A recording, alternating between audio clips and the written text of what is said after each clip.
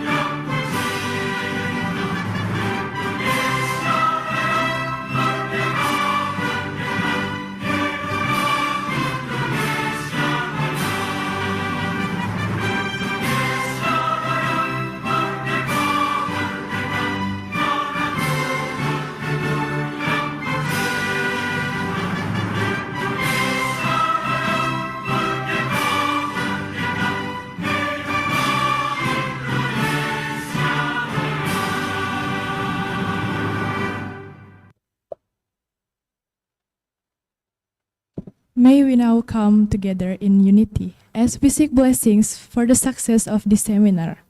I kindly request everyone to bow their heads as we offer a prayer. Praise start.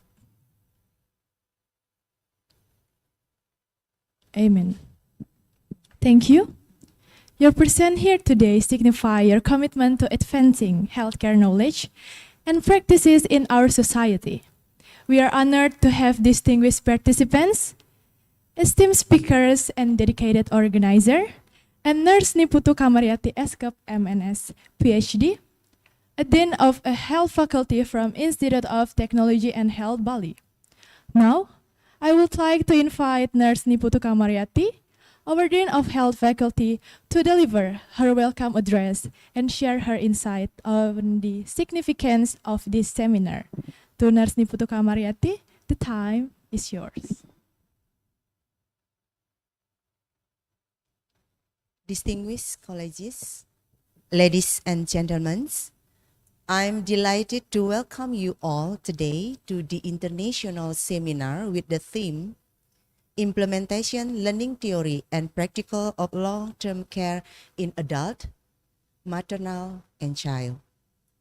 And a special welcome to our overseas honor speakers, Assistant Professor Sakaudin Otmi, from St. Louis College, Thailand, Nurse Domingo Soares Eskep, Master in Management, Maestrado and Permegan, Doctor Candidate from Instituto Nacional de Saúde Pública Timor-Leste, Dr. Tukimin bin San Suito, Master in Science in Nursing, MPH, from Lincoln University College, Malaysia.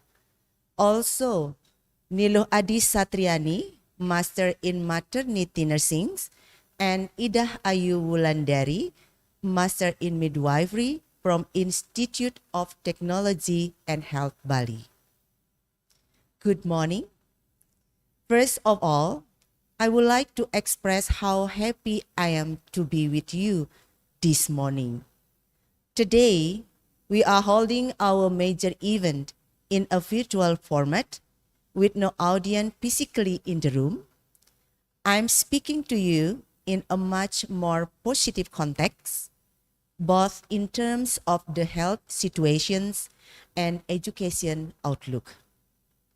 The global population is rapidly aging. To maintain the increasing prevalence of older adults with chronic conditions, loss of intrinsic capacity, and functional ability, long-term care interventions are required. The implementation of long-term care is not only for older people, but also in adult, maternal, and child. We need to find opportunities in these crisis situations to maintain our missions as academic institutes in teaching and learning. The theme of this year's international seminar is implementing learning theory and practical of long-term care in adult, maternal, and child. I do hope that we all can use this platform to share our experiences, insightful ideas, identify solutions to solve the challenges, and create innovation for better health. Ladies and gentlemen, allow me to also extend my thanks to the members of the organizing committee of the international seminar for their hard work in making the seminar this place. Last but not the least, I would like to thank all the participants from Indonesia, Malaysia, Thailand, Timor-Leste, who spared their time to participate in this virtual international seminar. Thank you all for contributing your valuable time and providing steer on this event. I invite you all to enjoy the seminar, and I wish you all a stimulating and productive seminar. Thank you.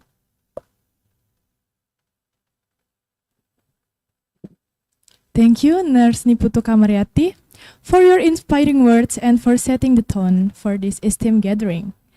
We appreciate your dedication to fostering innovation and excellence in the field of healthcare.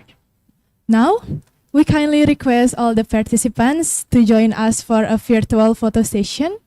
So please ensure that your cameras are turned on and wear your brightest smile as we capture this memorable moment together. I will count to 3. And ready? 1, 2, 3. Say cheese. Okay, one more time. 1, 2, 3. Cheese. Okay. Thank you all for your enthusiastic participation. Ladies and gentlemen, as the master of the ceremonies, it is my privilege to guide you through the main segment of our program.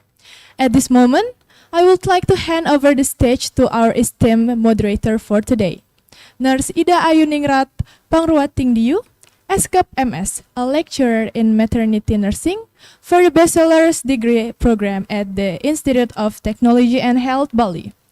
She obtained her master's degree from National Cheng Kung University in Taiwan, focusing her research on maternity nursing and women's health.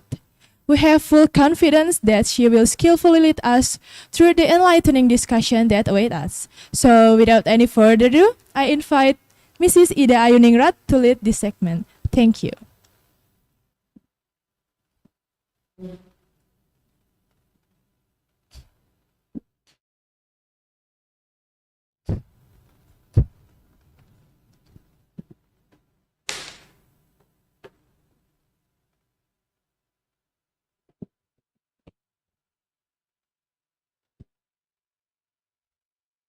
Thank you very much for the master of the ceremony.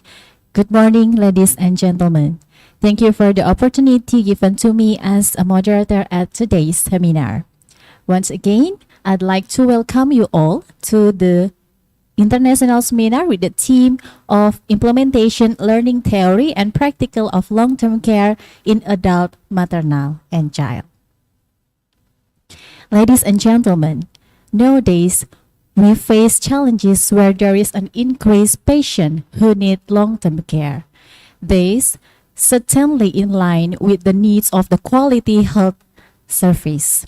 Therefore, this is expected to be able to share and increase collaboration between health profession to promote the quality of health service, especially in implementing theory and practical of long-term care. Itekas Bali wants to give positive contribution through this seminar. For today's seminar, we have 5 speakers.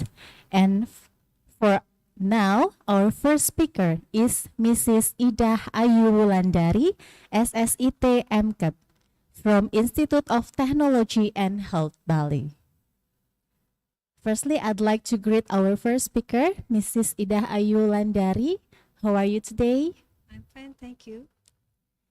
Miss Ida, we have 20 minutes and we'll divide it into 2 sessions and 15 minutes for your presentation and continuing being 5 minutes for question and answer session. And for your information, our audience are faculties, researchers, students, and also healthcare professionals. For all the audience can ask the question during Q&A session by type your question in the chat box. Before we start the presentation, I'm going to read Mrs. Ida Ayu Wulandari profile. Mrs. Ida Ayu Wulandari is a full-time lecturer at Bachelor Midwifery Program Institute of Technology and Health Bali. And she is also a trainer or contraception training program in Bali. And for the education, she graduated her master program from Pajajaran University at 2011. Ladies and gentlemen, please welcome our speaker, Mrs. Ida Ayu Wulandari. Miss Ida Ayu, time is yours. Okay, thank you for the time that given to me. Please see the presentation first.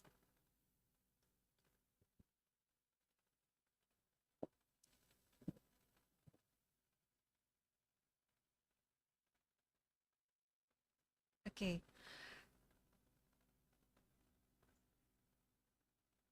Now I would like to present about the effort to improve quality families and reduce long-term negative impact with a triple elimination pregnancy.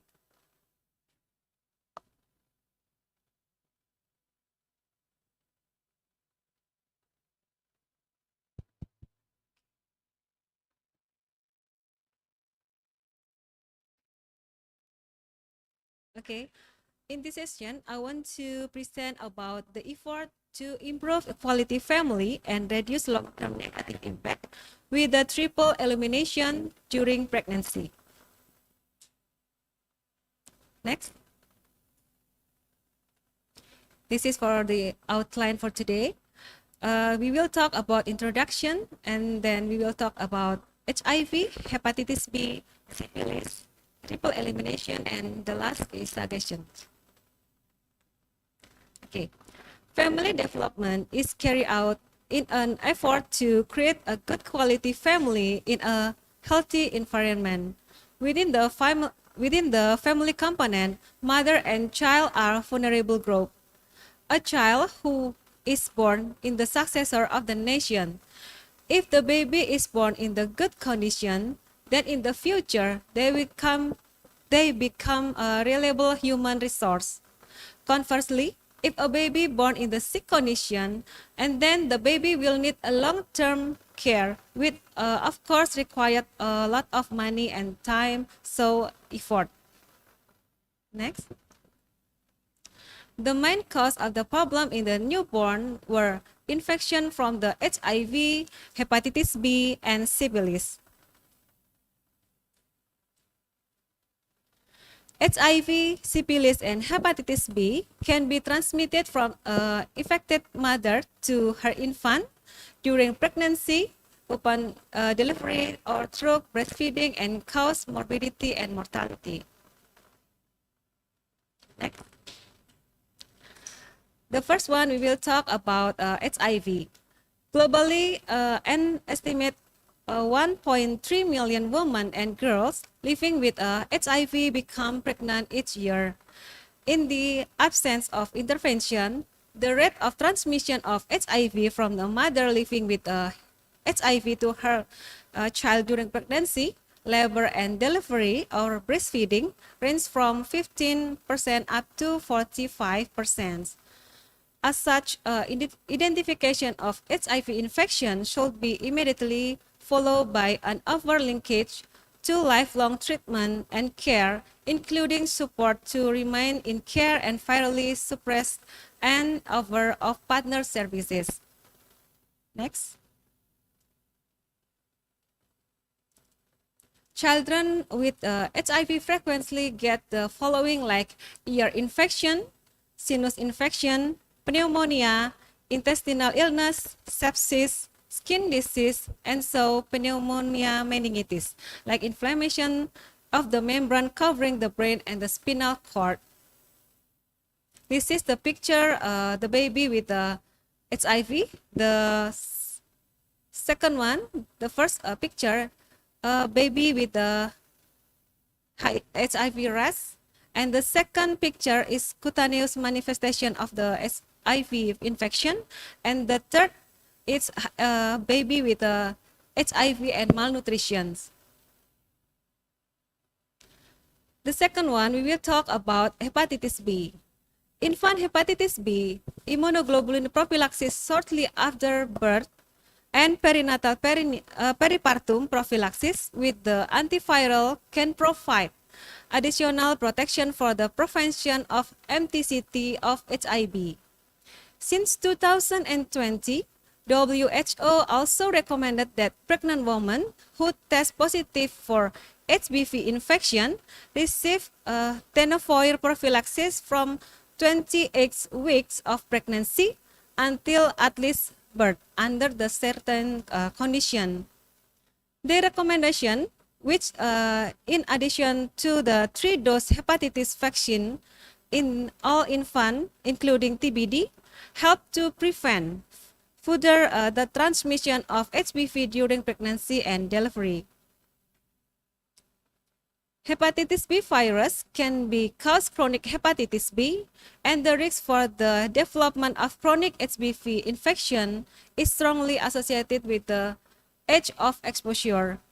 The risk of chronic disease in infant exposure to HBV from the mother is 90%. HBV transmission from the mother to child is still an essential source of hepatitis case. In this picture, we can see a baby with the hepatitis B. We can see the color of skin is yellow. Next. And the third, we will talk about syphilis. Syphilis is one of the most common sexually transmitted infection globally, with approximately 6 million new cases each year. If a pregnant woman who infected does not receive early and effective treatment, she can then transmit the infection to her unborn infant. And this is we know as congenital syphilis. Mother-to-child transmission of syphilis or congenital syphilis is usually devastating to the fetus of maternal infection, is not detected and treated sufficiently early in the pregnancy. Most untreated primary and secondary syphilis infection in pregnancy result in severe other pregnancy outcomes.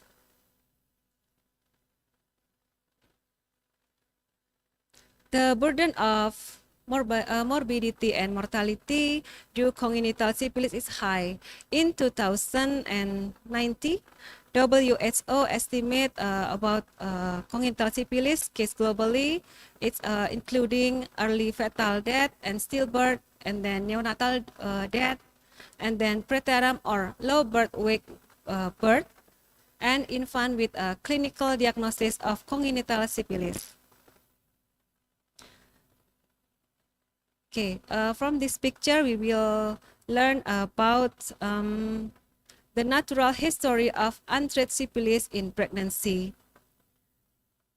If someone get active syphilis in pregnancy, they have risk to get miscarriage and stillbirth. It around 25%. And in the labor, the risks are preterm and small gestational age, unaffected infant and congenital syphilis. And so the risk can do neonatal death, childhood head death, and disability and unimpaired survival in the future. Next. This is the picture of the congenital syphilis. We can see together. Next. And this is the picture of skin lesion of the secondary syphilis. We can see rise of papula on the skin. Next. And this is about fetal organ affected by syphilis are placenta, liver, lungs, GI tract, kidney, pancreas, nervous system, and bone system. Next. Now we will talk about maternal mortality rate or MMR in the Bali province. From this picture, we can see that MMR in Bali was increased. Start from 2017, the MMR was 68.6 and become 189.7 in 2021. The cause of maternal death are hemorrhagic postpartum, and then eclampsia, disorder of the blood clotting system, metabolic disorder, and the others. The highest cause of MMR is other factor, indirect factor, it's around 75.2%. Miss Ida, sorry to interrupt you. Your time is still 5 minutes. Okay, thank you. This is the cause of death of the mother mortality rate. Next.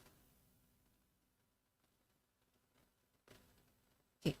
The infection of HIV, hepatitis B, and syphilis can cause long-term negative impact, and so will have negative impact on health development in the future.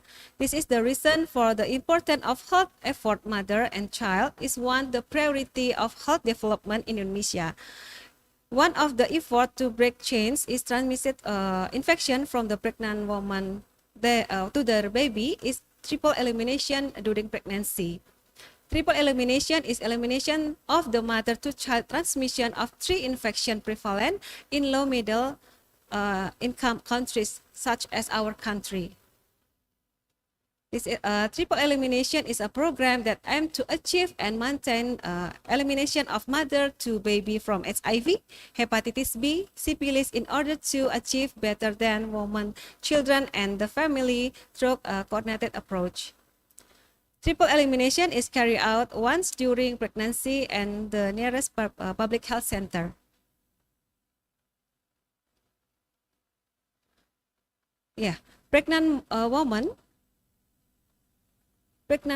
are one of population at risk contracting HIV, hepatitis B, syphilis, where more than 80%, 90% of children infected by HIV, syphilis, and hepatitis B are infected from their mothers. Yeah, next.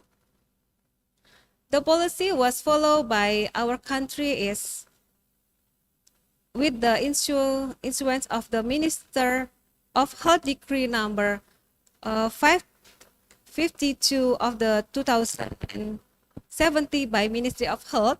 Several steps is the effort are carried out, early detection and provide immediately treatment of the detected. This triple elimination is carried out starting from the first to the third level of tertiary health services. This is essential triple MTCT services include testing for HIV and efficacious intervention, and then appropriately attended and the etc. Next. Yeah, this is for the PMTCT coverage. During 2021, there are more than pregnant women who were tested for HIV in Indonesia. And for the syphilis, next slide. The number of the pregnant women who tested for the hepatitis B using HIV in 2021 are more than 2 million people, and the results show that many as 1.6% pregnant women have reactive result. Yeah, next. This is the percentage by province in Indonesia. Yeah. So, what the factor associated with the participation of pregnant women in the triple elimination? The factors are education, knowledge, employment, distance of health services, family support, and health provider. Yeah, this is for the summary for today. Success in all countries depend on combined effort of advocate, policymaker, health provider, and community representative. This stakeholder must be help ensure that services are not coercive, and then human right of women, child, and family affected by three conditions are protected. Thank you. I think it's all about my presentation, and now I give back the time to the moderator. Thank you. Thank you, Mrs. Ida Ayulandari. How great presentation from you. And now we move to the Q&A session. So for all the audience who like to ask the question, please write your question on the type box. Yeah, and we already have the question here, Miss Ida Ayu. So the first question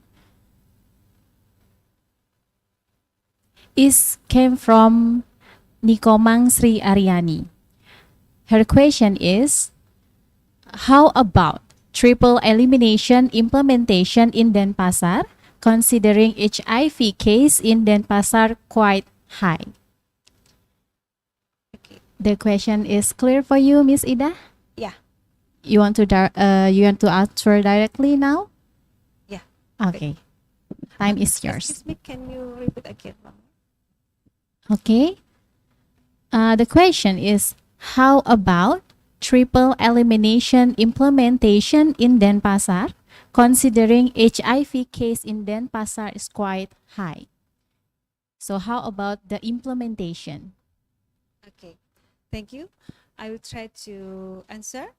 All pregnant women who do examination in the health services are recommended to do triple elimination.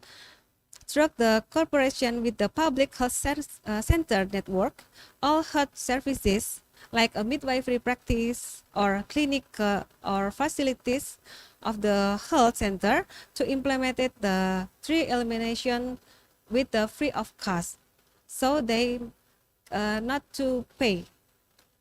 If a pregnant woman has never doing the three elimination and give the birth, the mother is recommended to get labor to the hospital, because the hospital can do three elimination services for the 24 hours per day. Okay. Okay, thank you, Miss Ida, for your answer. And we still have time. We invite one question from the audience. Okay. Yeah. Maybe the other question, maybe. Yes, we invite the audience. If you have question, maybe you can directly chat to the chat box. Yes, we already have one question. The question is from Davina.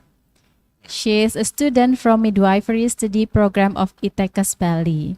So, as we know, triple elimination are important for pregnant women who will give birth. But in other situation, many pregnant women never got a triple elimination check until give birth. So, what should we do? Do we suggest pregnant women to get sexual cesarean or not? Okay, thank you for the question.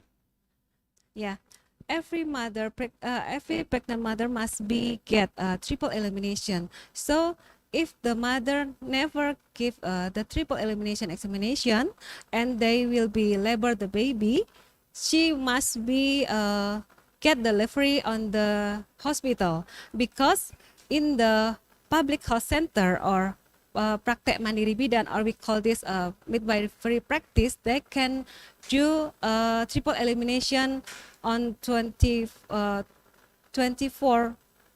hours per day. So we must be referral the pregnant mother to the hospital, and in the hospital the mother will be get triple elimination, and then we will see the result.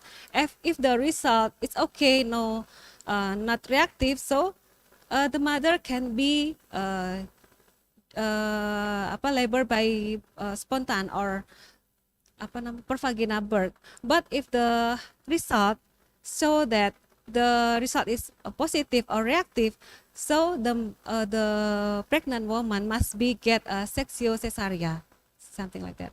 Thank you. Okay, very clear answer from Miss Ida Ayu Landari.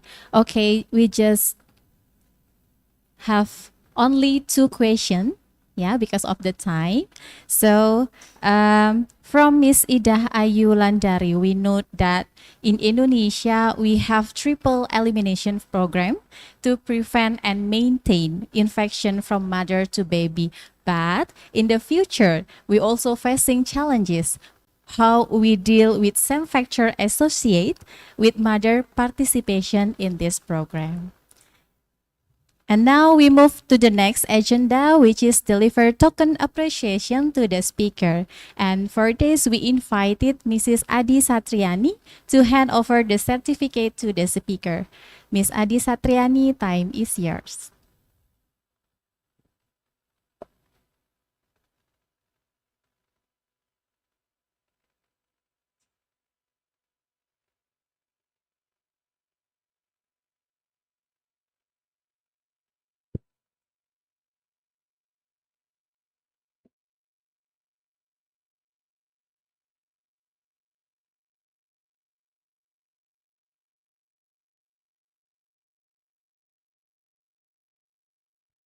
I'm sorry, Mrs. Adi, please wait a minute because your voice is not here.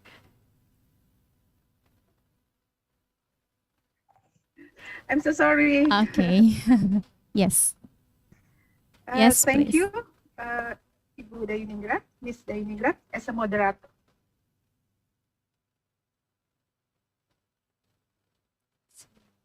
Miss Ida Ayu Landari, thank you very much for your willingness to share your knowledge and your experience to us.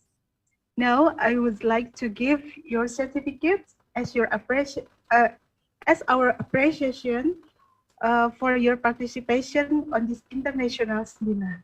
Thank you. Thank you.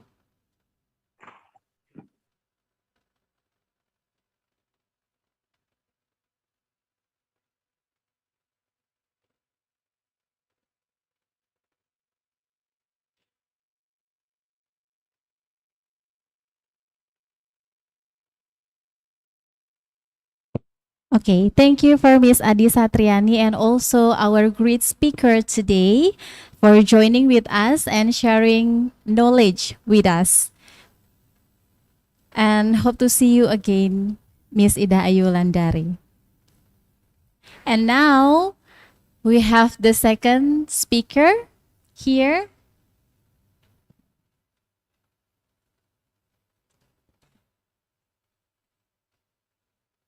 Our second speaker is Assistant Professor Sakadrian Otmi, and her topic is about telenursing.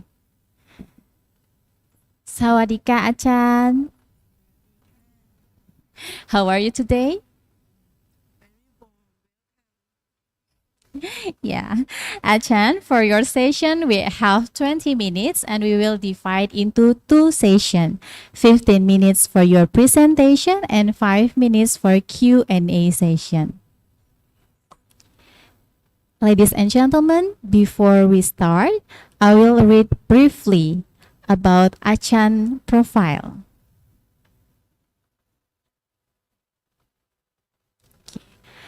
Assistant Professor Sakadian Otmi RN is from St. Louis College, Thailand. She finished her postgraduate in 2007 and Certificate of Nursing Specialty in Nursing Practitioner at St. Louis College. Currently, she is Assistant Professor at Maternal and Child Nursing Bachelor Degree in Nursing Science St. Louis College.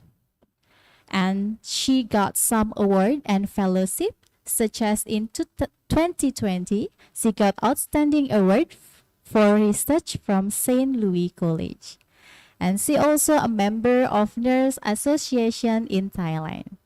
For the research, her interest area is transcultural nursing and teaching learning technology. And for publication, she has many publications. And I note 13 publications until now. And she's expertise in maternal and child nursing and transcultural nursing. Ladies and gentlemen, please welcome our speaker, Achan Assistant Professor Sakadian Otmi RN.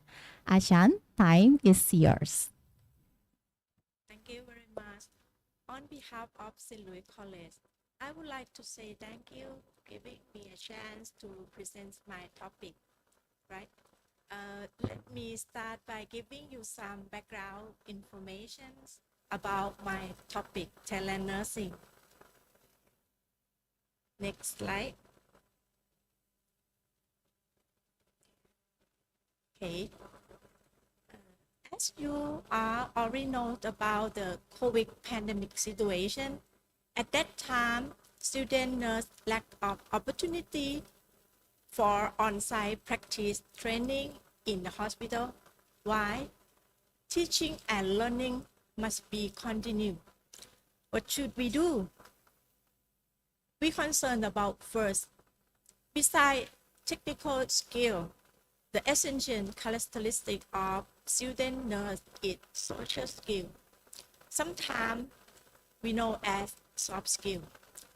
Second, during the pandemic, the Nursing Council of Thailand pronounced the telenursing guideline to support the nursing service system.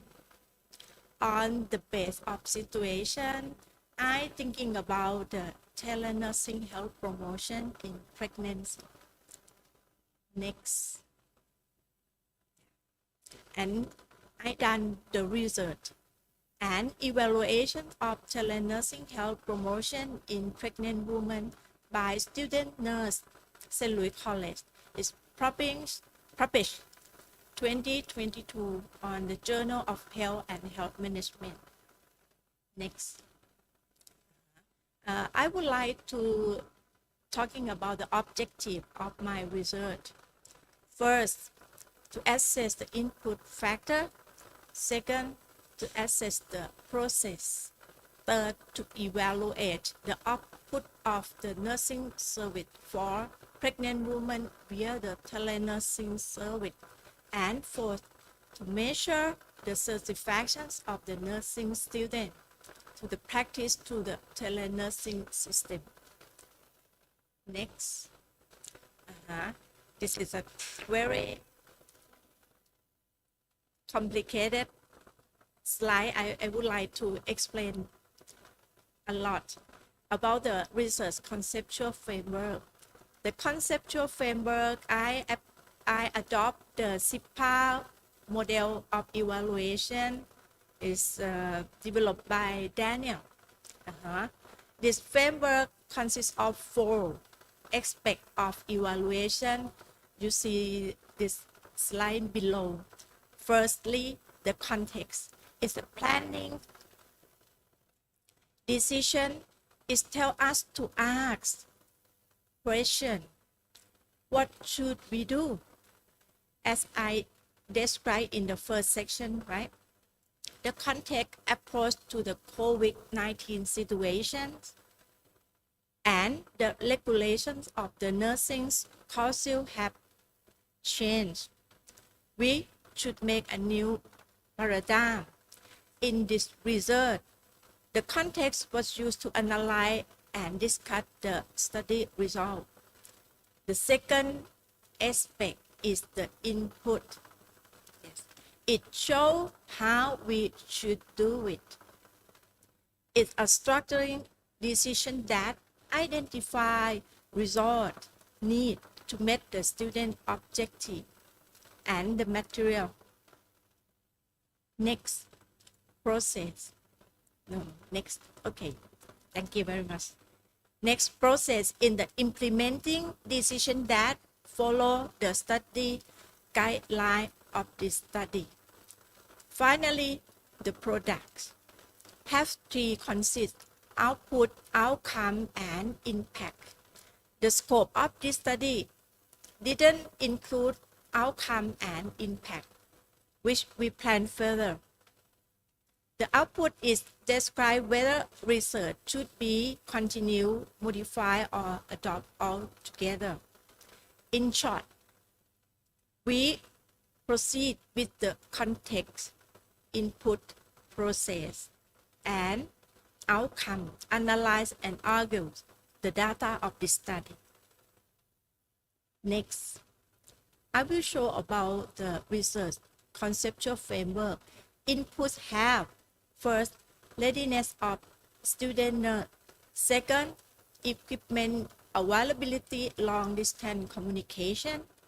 Process have: first, assignment and qualify purpose; second, recommended learning result; third, encourage students to learn, create an atmosphere for learning; fourth, coordinate with the nurse and pregnant woman to permission to teach health education by video call via line system. The last, after the end of the teaching, summary teaching and evaluations together.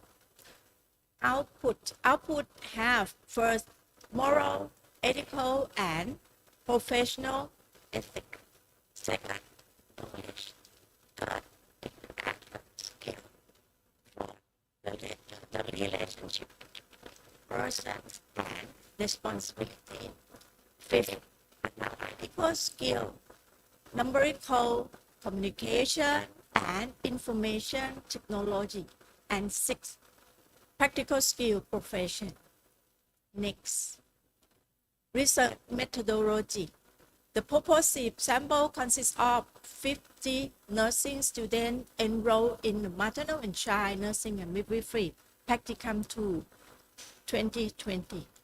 Next, research instrument. Part 1, demographic.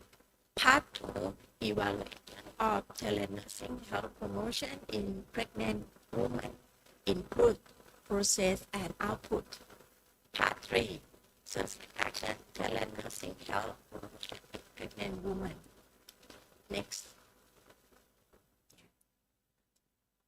process of telehealth nursing in pregnant. First, the teacher requests permission from the antenatal head to contact pregnant women from health education during the COVID outbreak because pregnant women could not attend at the antenatal visit at the hospital. Second, the student called to the pregnant woman to introduce themselves, make a relationship, and ask to contact them via line.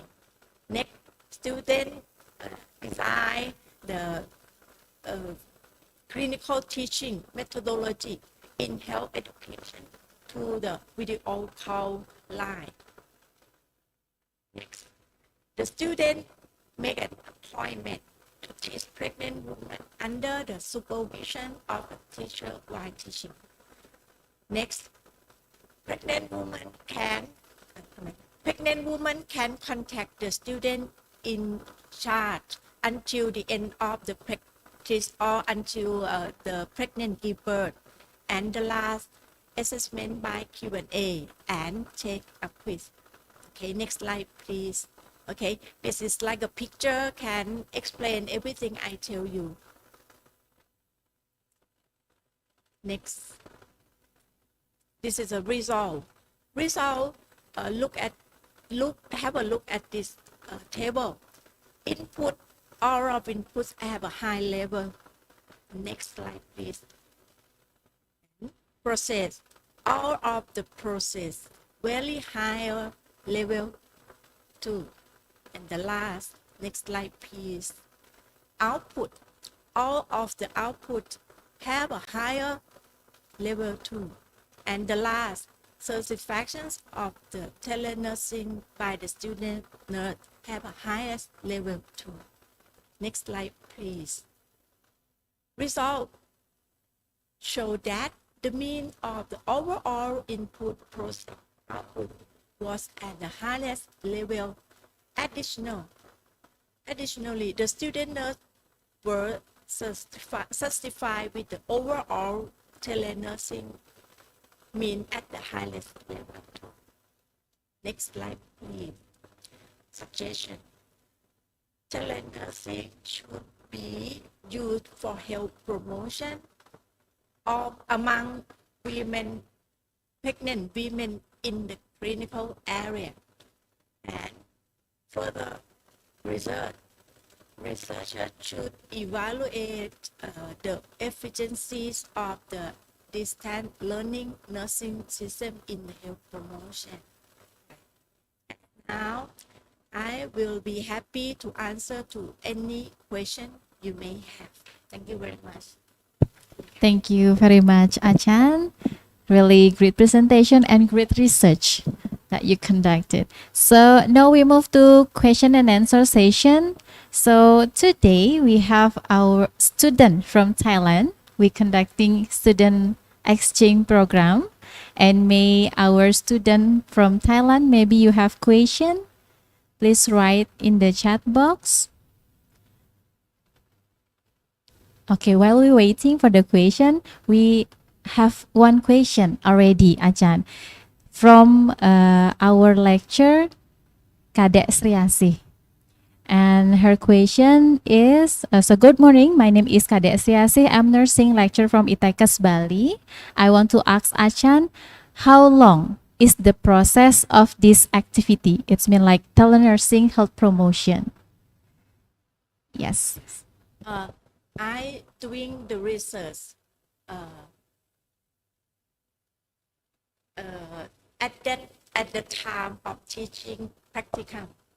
I used the time of this research 3 months. And my students have chance to advise the pregnant woman until they give birth. Long time. Yes, so 3 months for the program, Yes. right? Yeah. Okay. We still have time, so we invited the other audience to ask the question. Maybe also you can directly to unmute your speaker and directly to ask the question to Achan. Yes, we have one question. Maybe who is raised hand?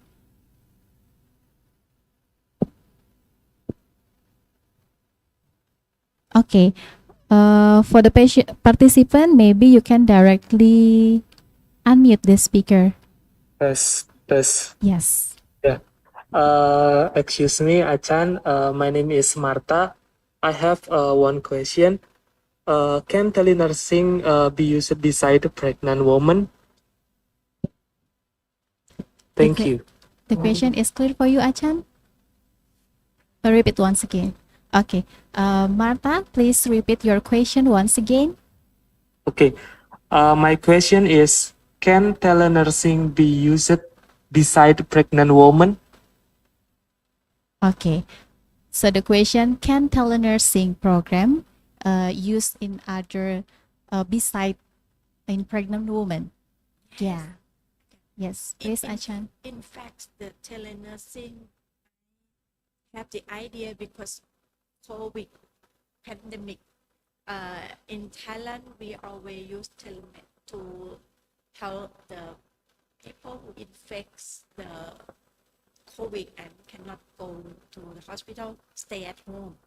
I have the idea of this pandemic and the duty of the nurse, the chance to kill the people in the hospital, chance will work with many healthcare, right? I apply this idea to my subject because in that same situation, the pregnant woman cannot go to the hospital, and how should we do to teach the education for the pregnant woman and how to take care them. Sometimes the pregnant woman have the problem and cannot ask anyone. This my idea, and I wants to teach my student. The nurse not it does not work only in the hospital. You can work by any media, right? Thank you Yes. very much for your question, Martha. Yes. So telenursing program can use also beside for pregnant women, especially to the patient who cannot contact directly to the healthcare professional. Yeah. So we still have time? Yes, we still have time. So we invite one question again. So directly can unmute your speaker for the audience.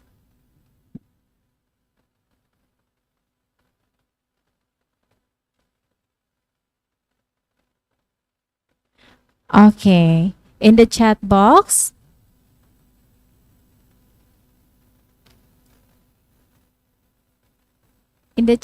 we already have question is from Nimade Sri Rahyanti.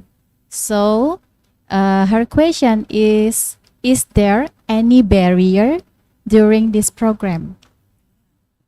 This is a good question. Barrier is internet. Right? Sometimes we make appointment with the pregnant woman, but internet out at the pregnant woman home. Well, maybe we have a next appointment, maybe 2 times and 3 times. And sometimes my student prepare the clip from YouTube, but cannot show because the internet maybe the have not stronger to support to show the clip. And we have many barrier, but we can pass it because we have time 3 months and we spend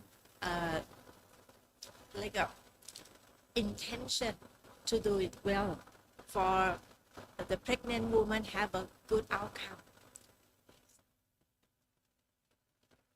So yes, the telenursing program is also have barrier, and one of them is internet. So if you want to deliver this program, so you need to make sure your signal or your internet is quite good. Okay. Okay. One question again. We still open for the question. Okay. The question is from Davina. She is a student from midwifery study program.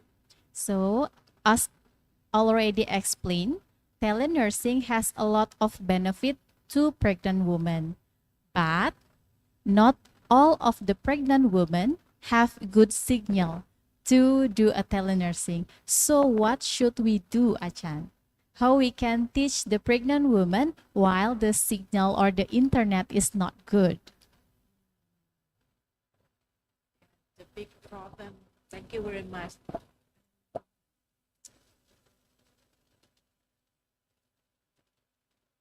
Take me a while because at first I'm thinking, oh yeah, I write down here is the input in my research. Input, I strongly thinking about the equipment availability long distance communication. I'm sure that the input about the very strong because we doing in the city Bangkok, and the good question maybe next further research if I do it telenursing in the rural area, maybe I will change the input because the internet may be not strong. Okay, thank you very much for this question. I don't think about it. Yeah, thank you very much, Achan. So the internet or the signals is a really important things. Well, we deliver the nursing program. Maybe the next research or the future research, we need like do research while in the area while the signal or the internet it's not so good. Okay.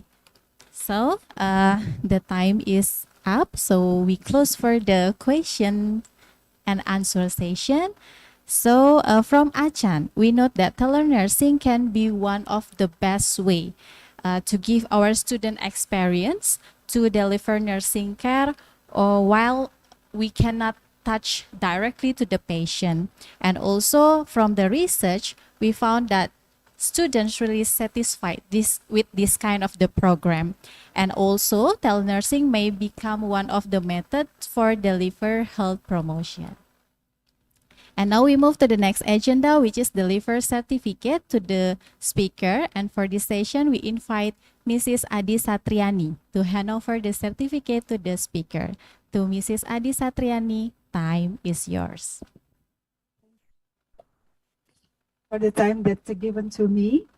Achan Sakaudian Otmi, thank you very much, Achan, for your willingness to share your knowledge and your experience to us. Now I would like to give your certificate as our appreciation for your participation on this international seminar. Thank you, Achan.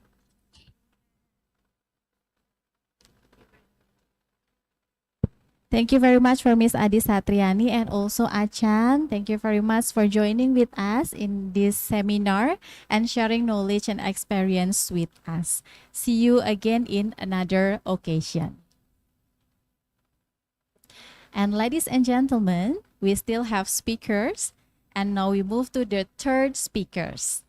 Our third speaker is already joined in Zoom. So our third speaker is Dr. Tukimin Sansuito, Master Science Nursing, Master of Public Health. And his topic is about implementation of learning theory on long-term care. Firstly, I'd like to greet our speaker. Good morning, Dr. Tukimin. Yeah, good morning. Good morning to all of you. How are you today, Doctor? Alhamdulillah, I'm fine. Thank you. Yeah. Yes. Thank you for joining with us, Dr. Tukimin. So for your session, we have 20 minutes and divided into two sessions. 15 minutes for your presentation and 5 minutes for Q&A session. And for your information, our audience are faculties, students, and also healthcare professional. So before we start, I will read briefly your profile. Dr. Tukimin bin Sansuito is senior lecturer in nursing and health sciences subject at Lincoln University, Malaysia. He was graduate his Doctor Philosophy in Health Sciences program at Lincoln University College, Malaysia.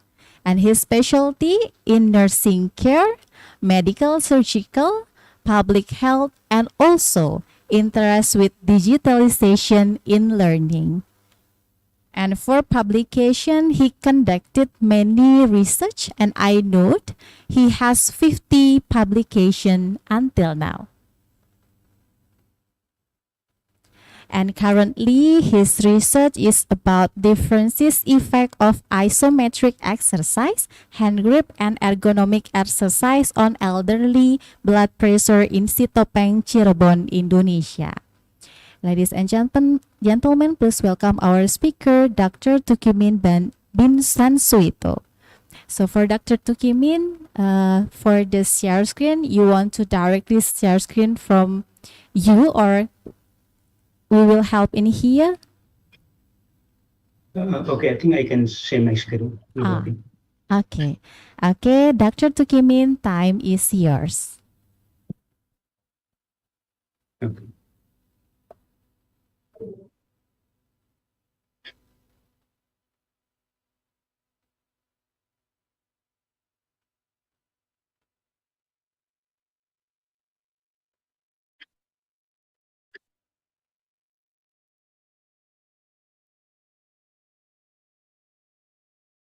Okay. Yeah, thanks for the time. Yeah, respected to the chairman, yeah, in the institution, the lecturers, the student, and the speakers, and all of the audience. Yeah. Thanks, for the organizer. Okay, I would like to explain, because in the time only in 20 minutes. Our topic actually is implementation of learning theory, to long-term care. Based on this, the title actually will highlight about the learning theory and the long-term care, include the long-term condition or long-term disease. Okay, so we have to understand actually what is the long-term condition. The long-term condition often associated also with the disease. Yeah, so therefore we call it also sometimes the long-term disease. Yeah. The long-term condition or the long-term disease actually the condition that produces some dependency and that will need our help, a specific long-term care. Okay? Talking about the long-term condition, it is include the chronic diseases, such as patient with a cerebral palsy, the simple. Then there's some patient with a CFA or cerebrovascular accident. Yeah? Then include the chronic disease such as diabetes mellitus, the simple, and others chronic disease. Yeah, as we know that typically characteristic of the chronic disease actually, normally also consider, called the complication. Okay, there is one disability, the acquired disability or maybe congenital. They produce symptom and complication. That normally will affect the physical, psychological, spiritual development and the social. In the real life, the simple patient with uh, physical limitation such as rigidity, the simple physical rigidity, extremities rigidity, and then some muscle atrophy, and then doesn't able to walk, the simple. So and others physical issues. Yeah. A psychological effect, the simple. Slow learner, the common patient with the cerebral palsy, the example such as in spastic center, normally called slow learner characteristic. Then also some cases, the symptom look like autism symptoms also. There is one spiritual and some also for children specifically will have problem with the development process.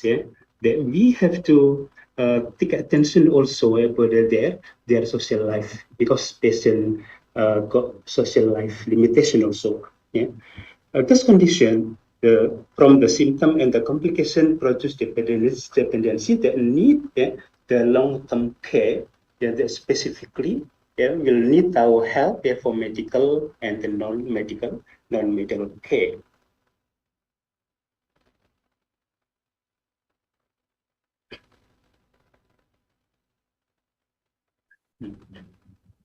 Okay, the medical care actually wait,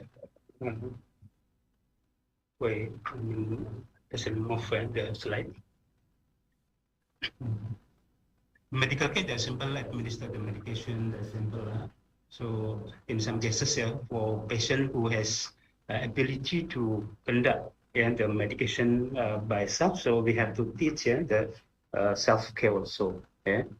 So the non-medical care include we have to help the patient to meet their patient need independently. Okay. Okay. So we have to understand also actually what is the long-term care. Long-term care. Yeah? The long-term care actually various services. Yeah, they're normally performed by nurses and others multidisciplinary team. Yeah, normally to include the medical and the non-medical care. Yeah? Then the characteristic of the long-term care, we have to individualize the care because patient is unique. Yeah, but the patient with the long-term condition actually super unique. Yeah, because not only just problem with the physical, but include the entire of the life aspect. Yeah? Therefore, we have to individualize the care. Normally, the long-term care also will be coordinate, and plan. Yeah, also will need the nursing. We have to implement the nursing management also in this context. Yeah, normally all of the variation care actually specify for the chronic disease patients or the chronic condition people. Yeah, include the people with the disability. Yeah. So what the important objective actually at the long-term care actually to improve independency and better quality of life. The aims of long-term care. It is very important to prevent deterioration, then promote social adjustment to states of decline, then healthy eating, then the regular physical exercises, then a safe home, then regular healthcare. However, we cannot generalize because when we talk about the long-term condition, actually we have the big area of the study. Therefore, the aim also very depend on the setting where the long-term care perform. This is an example. This is an example. The example, the long-term care performed in the plastic center. The example, so the aim can be designed, like in this slide. So function of long-term care. It is very important to preserve and promote the health status for the patient, and then maintain and improve the physical functioning, because in some cases, physical, for example, got rigidity, and then got atrophy, and then decreasing, performance to perform the daily life activities. Include to assist and improve the cognitive function, then improve the well-being, then promote their independence in performing or to meet the human need and improve the quality of life. Because in some cases, the long-term condition actually uncurable, progressive, irreversible, but in some cases also uncurable. And therefore, this actually will need the long-term care. So we have to understand also, based on the literature published, actually the long-term care has specified performed by the long-term care nurses. The long-term care nurses actually, based on the American literature, it is the specialized registered nurse. But maybe in other country different, because the long-term care, like in Malaysia, like in Indonesia, actually performed by the general nurses and general nurses practitioner. Then provide extended care. This actually the main function of the long-term care nurses. Then duty depend on healthcare facilities and patient special need. Therefore, actually, we cannot generalize. We talk in very specific case, so we have to go to one case or maybe in one setting. Where the long-term care nurses work, long-term care nurses normally work in rehabilitation center, a hospice, yeah, hospice care, then home health settings such as nursing home, home care. Maybe you're a little bit confused there. This actually in Malaysia, we're familiar with the term home care. But in Malaysia, actually nursing home actually very common or familiar, yeah, among uh, long-term condition, yeah, specifically, yeah, include for elderly. And specific center, yeah, the specific center in Malaysia actually the center, yeah, to take care people and patients with the long-term conditions, specifically because of the cerebrovascular accident and the cerebral palsy. Yes, the character of the spastic actually got rigidity. They got rigidity of the joint, and they're unable to walk, for example. So they will need help for their daily activities. Yeah. However, it is very important to be improve their quality of life. Yeah, how to improve their dependency in meeting the human need. The long-term care nurses role. Yeah. Based on the literature published, actually the role of the long-term care nurses to include the basic care. Basic care means the normal care, such as the simple measuring uh, vital signs, the simple they administer the medication. Yeah. Then uh, specialized care. Specialized care means depend on the disease. We cannot generalize also, yeah, because based on the disease, based on the condition, different condition, different disease will need there's a different specialized care. At the same time, when you talk about the chronic disease such as diabetes mellitus, the example, when you talk about the cerebral palsy, the example, and then this chronic condition, actually this will need the different care or different specialized care. Maybe later we can discuss what you want to maybe explore about the special care done by the long-term care nurses. And then related to this topic, in this seminar, actually, long-term care nurses have to conduct the mostly how to preserve the activity daily living, include the personal hygiene, the simple, then the nutrition, then elimination.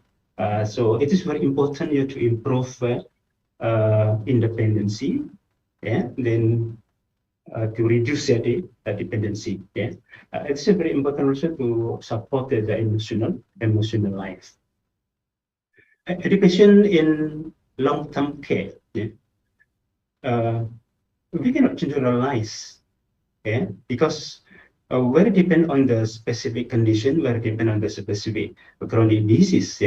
However, we can tell you that the education in long-term care will depend on the setting where we conduct the education. The example in nursing home and in specific center, the example or maybe in home care, in the hospice. Actually, it's also very depend on the condition and very depend on the disease. Continuous individualized education, because long-term care actually to take care patient with the long-term condition and normally followed by the complication. So we have to equip the simple self-care to improve the independence of the patient. Then we have to perform the patient-centered care. This actually was recognized as the modern approach in the nursing care. To increase participation in daily care and stay healthy, safe, and independence. Education in long-term care. We can explain that in general, the education in long-term care include to approach and to behavioral disturbance. Because in some cases, patient with the long-term care, not because of the stress, but because of the psychological and the mentally issues. Just now, actually, in the previous slide, I explained to you that the long-term care condition often got physical and the psychological limitation. Assessing consent and capacity, so we have to evaluate, we have to assess daily the progress and the condition of the patient, of the people who are under the nurse's role. Strategies for prevention of fall, because this patient or this condition has physical limitation, in some cases, as a patient with the cerebral palsy, the simple or this condition actually will need to prevent from fall. Then infection control, this actually associated with the personal hygiene.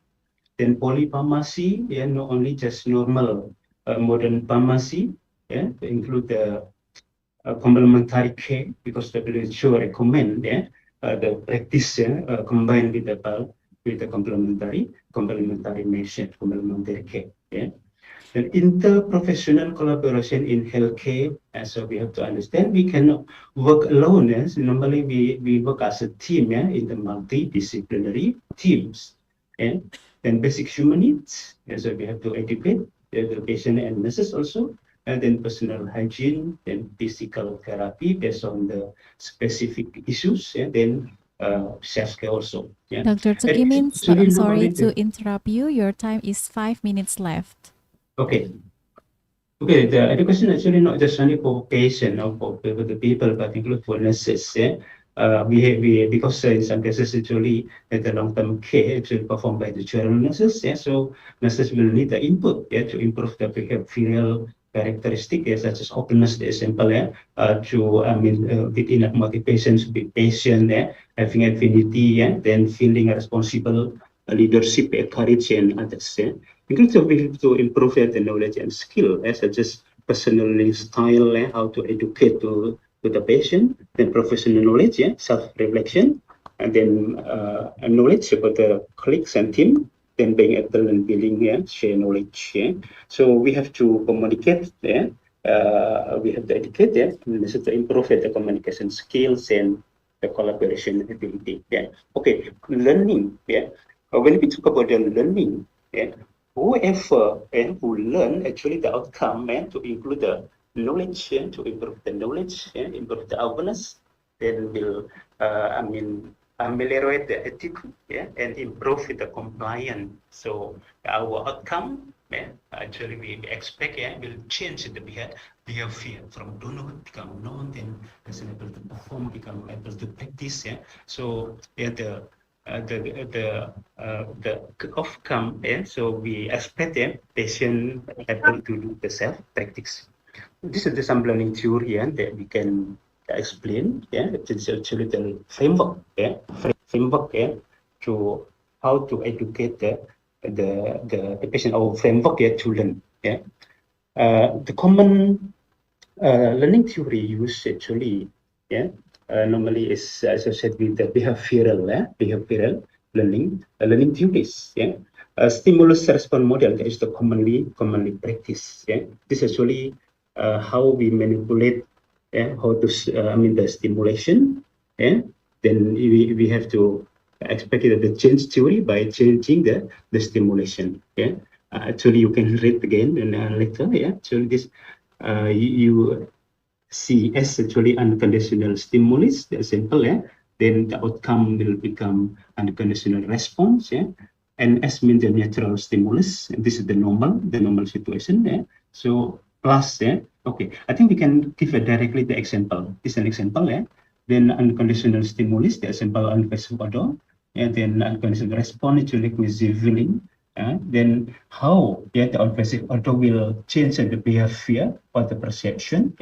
So the example hospital, then plus the offender odor, then still the unconditional feeling, then final outcome actually hospital, perceive as the queasy feelings. This is also same, the example, the example of the PLT. Okay, operant condition actually is the most commonly practiced in the long-term healthcare setting. The focus actually to reinforcement, reinforcement and punishment basically. So we have to understand that reinforcement actually will strengthen the behavior.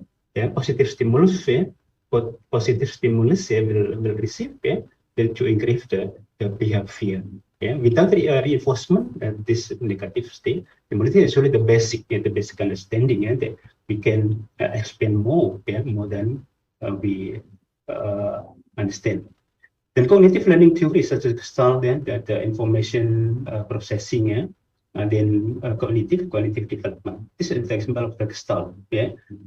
Gestalt actually believe that to educate, so we have to realize that the good figure, and use the similarity approach. So we have to close with the patient, the proximity, then continuation, and then symmetry. I mean balance. Then information processing to include the external, internal, and the external process. I mean, we have to understand the existing stimuli in the environment, and then what the stimuli we have to perform, and for the patient. Actually, all of this will affect the response. Okay, then the cognitive development. This is actually the basic theory that we understand also, in the children development, but we can practice it, because in some cases, such as the spastic center in Malaysia, the example we practice well, because a patient actually has the sample difficulty to speech, the sample doesn't able to walk, the example verbal weakness, the example. So we have to practice, by using this theory, sensory motor, as well understand words. We have to in some cases we have to do the speak therapy also. Then pre-operational, and then concentrate operational, then formal operational. The social learning theory, in this social learning theory, the role modeling, is very important, because normally patient will look at the nurses, so nurses can educate by the what nurses perform. The simple, if you want to make a condition a patient to do the simple personal hygiene, so nurses have to perform first. Then after that, we can educate. We can give an example. And thank you. That's all. Thank you, Dr. Tukimin, for your presentation. What a great presentation from you. So now we move to Q&A session. We allow all the participants, if you have question, please write in the chat box.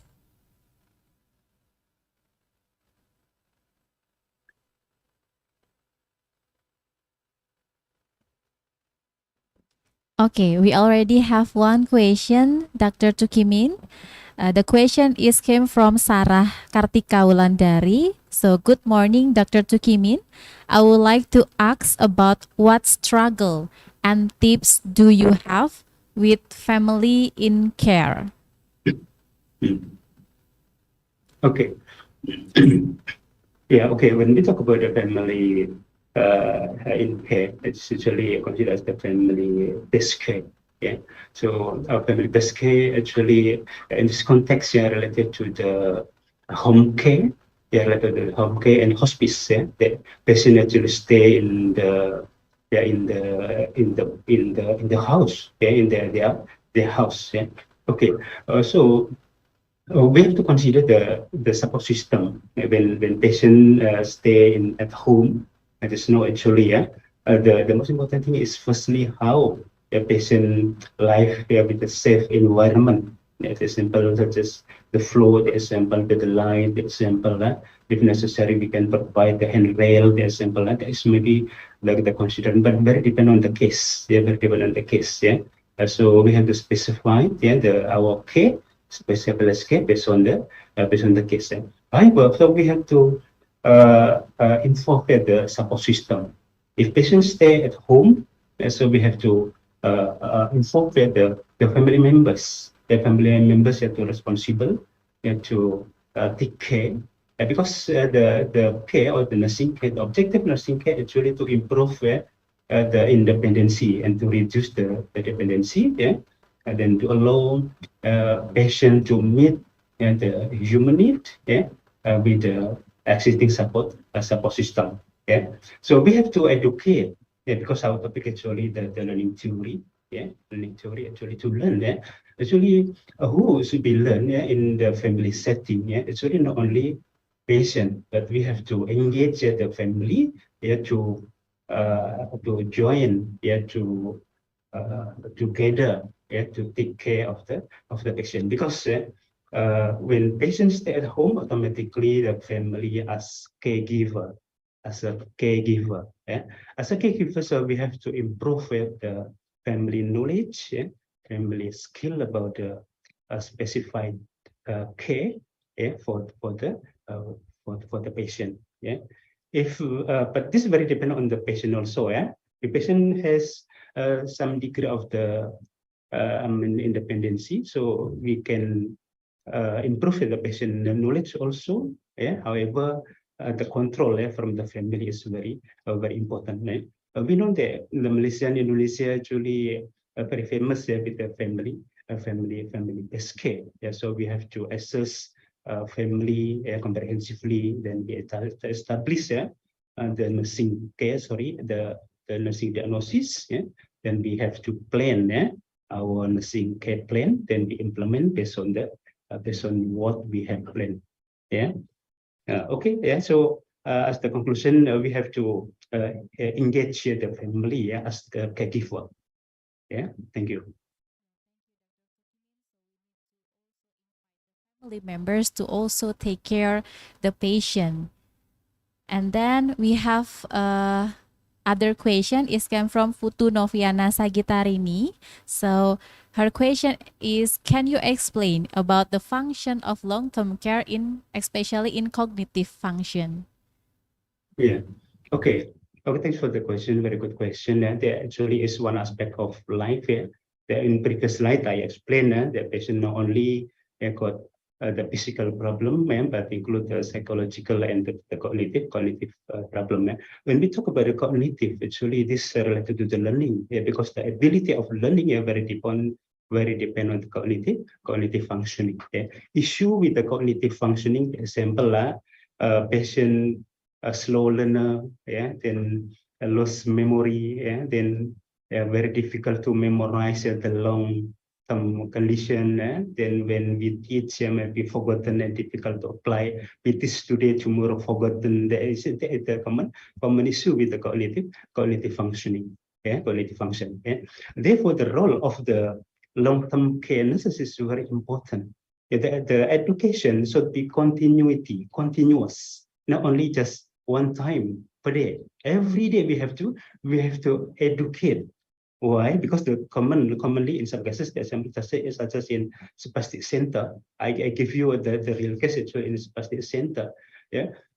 People or the patient in the spastic center normally has the physical limitation and the cognitive functioning problem. So we have to teach patients slowly, with the clear information, with a short message, example, because a patient has ability to learning, have ability to receive the complex information. If necessary, we have to teach a patient by using the media, because media will help, to understand, because in this context, patient will need the real material rather than abstract, because this patient normally has got slow learner. So the function of long-term care, actually related to the cognitive, actually to preserve the cognitive function, to reduce the decline of the cognitive function, because if the cognitive doesn't stimulate, actually this will become more passive. Therefore, the stimulation of the cognitive aspect, it is very important to preserve and increase the cognitive function. This can be done by using the explanation, and then explanation by using the small picture or maybe the real model, the sample. So can be used also. We can involve the sample in the group, such as the group therapy, the sample, or maybe the play therapy, the sample, to stimulate one each other and their cognitive functioning.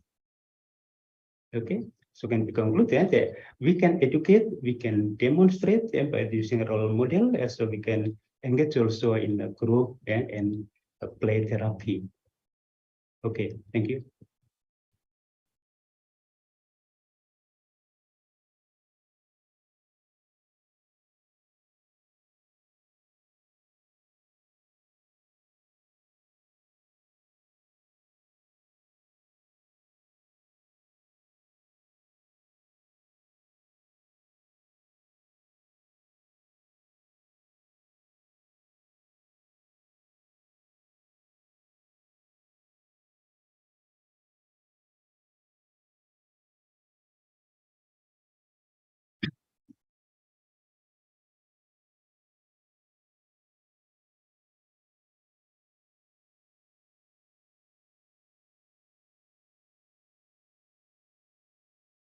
Okay, okay. I mean the question is if patient and their family not cooperative, so how to educate? Yeah, okay, the setting is in the family, at home, man. So we have to engage the family, the facility. So it is very important to build trust, firstly. So we have to implement the therapeutic communication, because educate means communication. We have to build building the trust first. We have to start with the clear introduction, specifically for patient, because patients sometimes has the psychological and cognitive disabilities or maybe got a limitation. So we have to use the psychological approach. I mean the behavioral. The simple. When the patient has debility, the behavior look like children, they assemble. So we have to use the approach, how to communicate with the children. Like the simple our language, and then our position, the simple, our position. If necessary, we can use the distraction, or maybe you can use the simple the material that can attract the patient, the simple doll, the simple. I mean, this is actually as part of the building trust. It's very important. We have to highlight. So before communicate with the family and the patient, so we have to prepare our knowledge if necessary. If you student, you can do the reflection. You can discuss with your lecturer. Then you once you contact, you can start with the building trust. And then we have to respect the patient behavior and what the patient suggest, the simple what the patient complain. So we have to take attention. So the common issue, patient with the slow learner, the simple, or patient with the psychological issues, that difficult to communicate. So we will take time to for building trust. Therefore, very important to increase our openness. So we have to increase the patient openness first. So the pre-interaction is very important. Pre-interaction. In some cases, maybe for first visit, the sample only for pre-interaction, for introduction, then to increase the openness, the sample. If possible, don't start with the interactive process of the content before we trust each other's. So my answer, just you can use the therapeutic communication approaches. The simple become listening, become good listening, become good listening. The simple then accept the patient without any requirement, and then use the proper language, the patient and family understand. Therefore, when you visit then the family and the symbolize, so we have to introduce ourselves, we have to state the objective, because in some cases family also misunderstanding about our attendance. So in conclusion, so we have to improve our communication skills, and we have to use the therapeutic communication process. Thank you.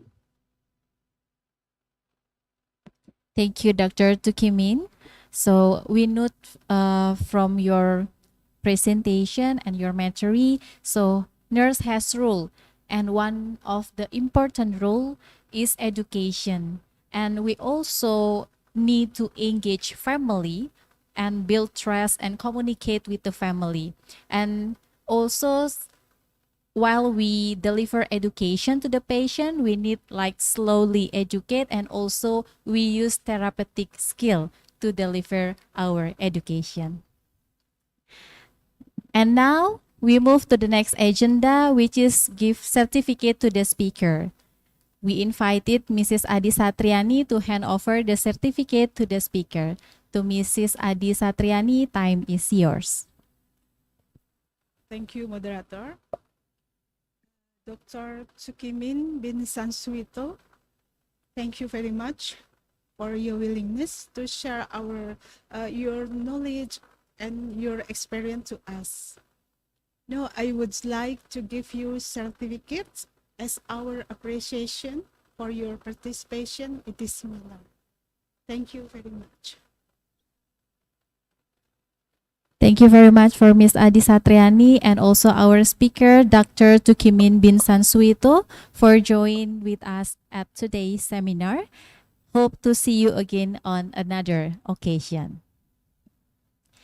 Ladies and gentlemen, we still have speaker today, and now we move to the fourth speaker. Our fourth speaker is Nurse Domingo Soares, SCAP Master of Management, Mestrado and Farmagon Doctor Candidate. His topic is about development model on interpersonal soft skill learning based on the transformative learning theory and digitalization for nurses in Timor-Leste. Good morning, Mr. Domingos. Yeah, good morning. How are you today? I am fine today. Okay, so for your session, we have 20 minutes and divided into two sessions, 15 minutes for your presentation and continuing 5 minutes for Q&A session. Okay, so before we start, I'd like to read briefly your profile. Mr. Domingo Soares is health trainer and researcher at Instituto Nacional de Saúde Pública Timor-Leste. Currently, he is a doctor candidate at Airlangga University, Indonesia. He is active in many activities such as seminar, workshop, and training courses. And he also active as a speaker in many international seminars. For the research experience, he conducted many research, and currently he conduct about development of interpersonal soft skill learning model based on transformative theory and digitalization to improve nurse competencies in hospital Timor-Leste. And he has many publications, and I note he has 16 publications today and also actively in writing books. He also has experience as a journal reviewer, and now he is a reviewer in Arazi Scientific Journal of Health. Ladies and gentlemen, please welcome our speaker, Mr. Domingo Soares. Mr. Domingo Soares, time is yours. So before you need to share your screen by yourself or here will help. Yes, I am. Okay.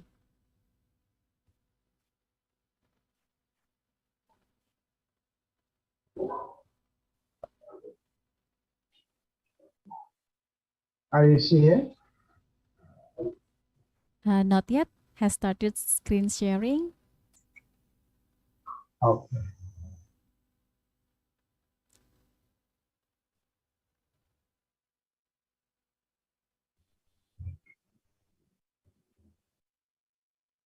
Okay.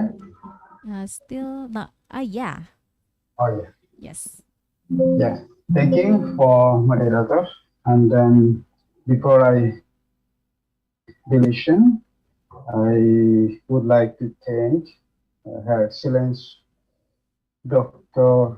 Ikede Putu Dharma Suyasa, escape and Master in Nursing, PhD, as Director of the Institute of Technology and Health Bali, for sending me the invitation for speaker for this session.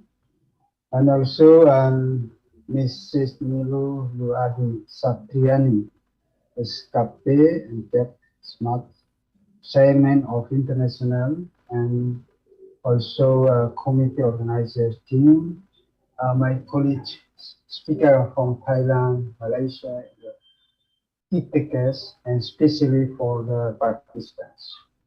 Good morning for everyone.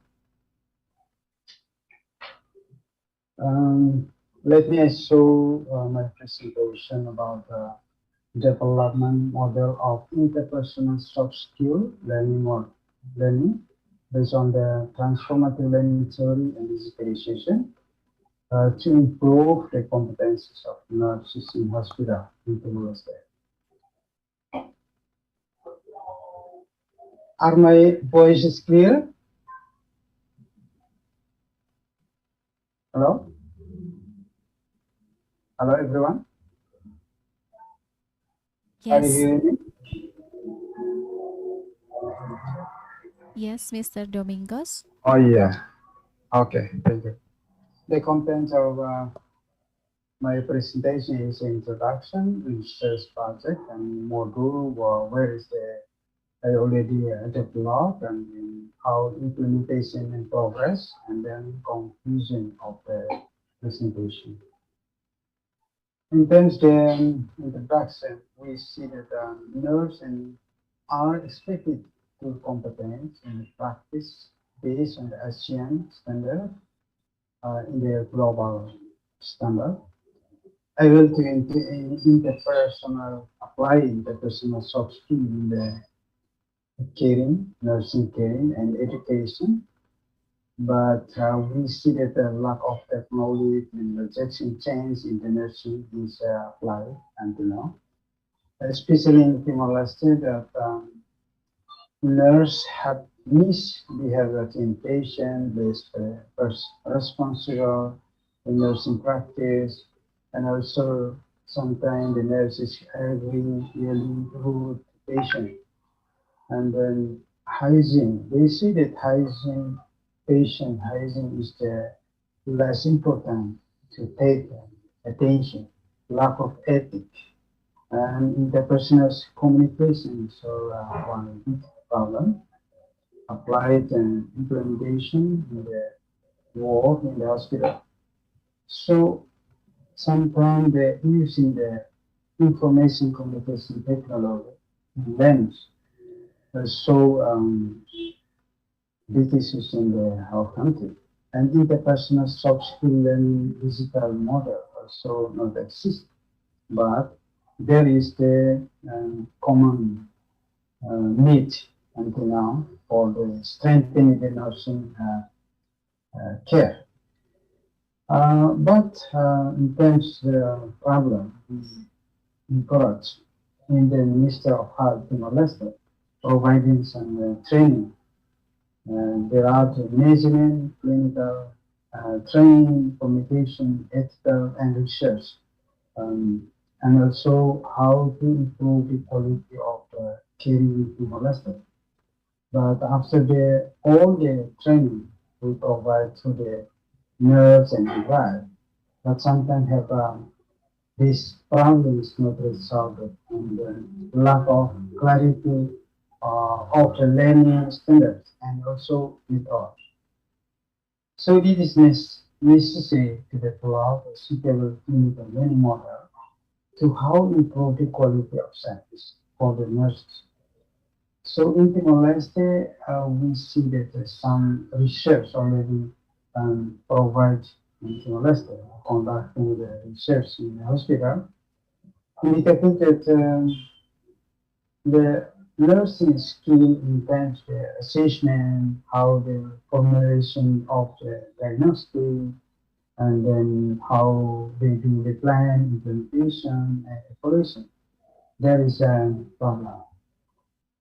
And also communication skills still lacking in the every war and patient role. So implementation clinical side like patient security and safety is also not more than 15 or percent. So therefore nurses need to learn throughout life to prepare their attitude, knowledge, and their skill to how improve and develop their professional life. So I see that in interpersonal soft skill learning model, there is can improve the competencies of the nurses in the hospital.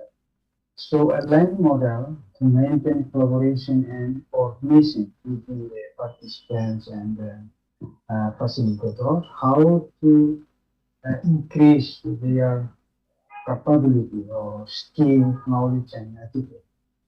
So competencies of nurses in the application knowledge, skill, and behavior is one crucial issue to how developing the process in the Timor-Leste.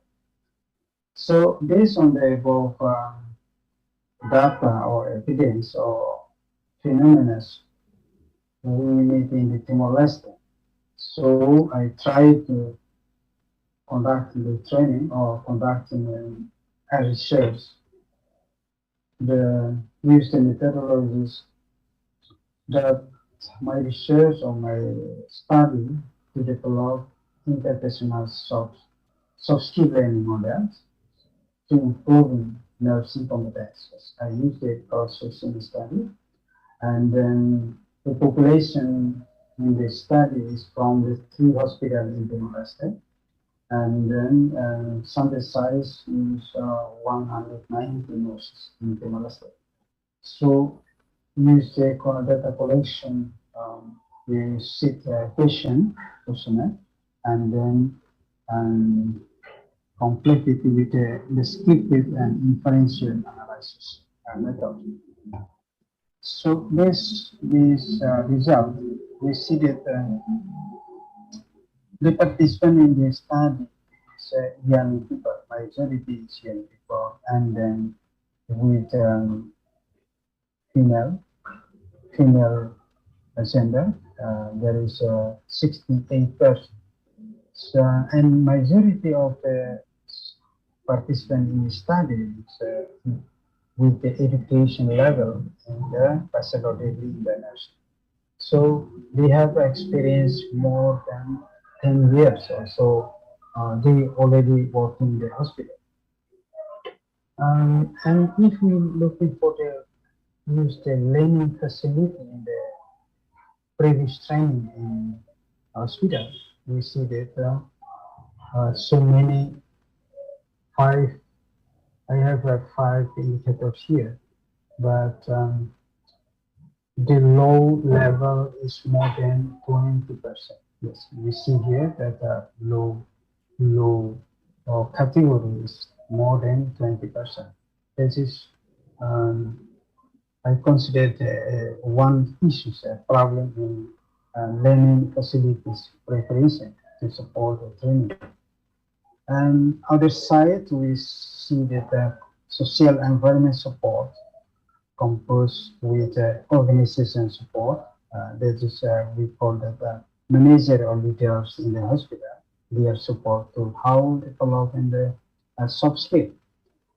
This is also have more than 20% that low level here.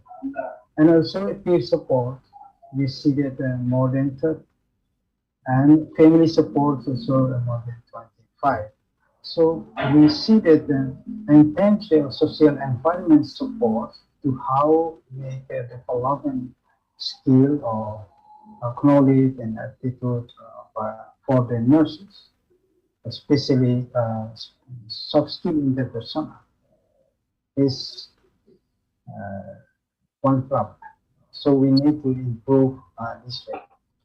Another is I see that how implement or how adopt the transformative learning theory and its illustration in the several or previous training was conducted by government in the cluster. We see that many indicators here, I focus it to the low level, is that more than 20. If we see in this chapter, this low low categories, the nurse say that TLTD is not applied in the training, previous training, clinical training or soft skill training.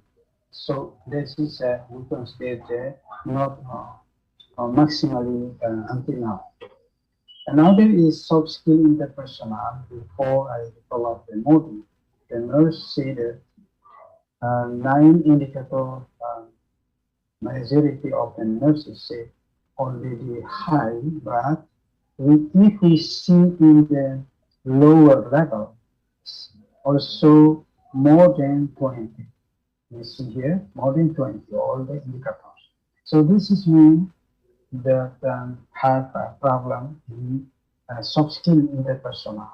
How the nurses will implement in the during the given the provide nursing care to the patient or in the medical, surgical, pediatric, or maternity. So this is also one challenges we need in technology. Another is nursing competencies. These competencies adapt 5 domains from the ASEAN standards that also that lower. We see here lower category that the competencies of the nursing were applied in the hospital. Also limitation. We see here more than 20%. 20% is one, and then 5 indicators is in the low level is more than 20%. Which means that the nurse competence is applied in the hospital. Also, we need the lack of knowledge, skill, and attitude to how improve or how implement their competencies in the hospital. Based on this research, I found that new novelty model that how we develop in the soft skill interpersonal composed with the 5 indicators here. So first is defending to the facility factors. When the facility factor is already complete and then responded to this need, will be given the contribution, good contribution to how developing soft skill. And also social environment support factor from the organization, peer support, and family also take part in the how develop nursing interpersonal soft skill. So the PLTD, I call the PLTD transformative learning theory and digitalization. We need to adapt and we need to introduce in the interpersonal soft skill module. So when we implement the modules, this module, we need to adapt the rule of system by the PLTD. So all this will be give the impact, positive impact to the increase the competencies of nurse. These 5 indicators will be increased in the hospital. So if we looking to the I'm sorry, my Mr. Domingos, your time is 5 minutes left.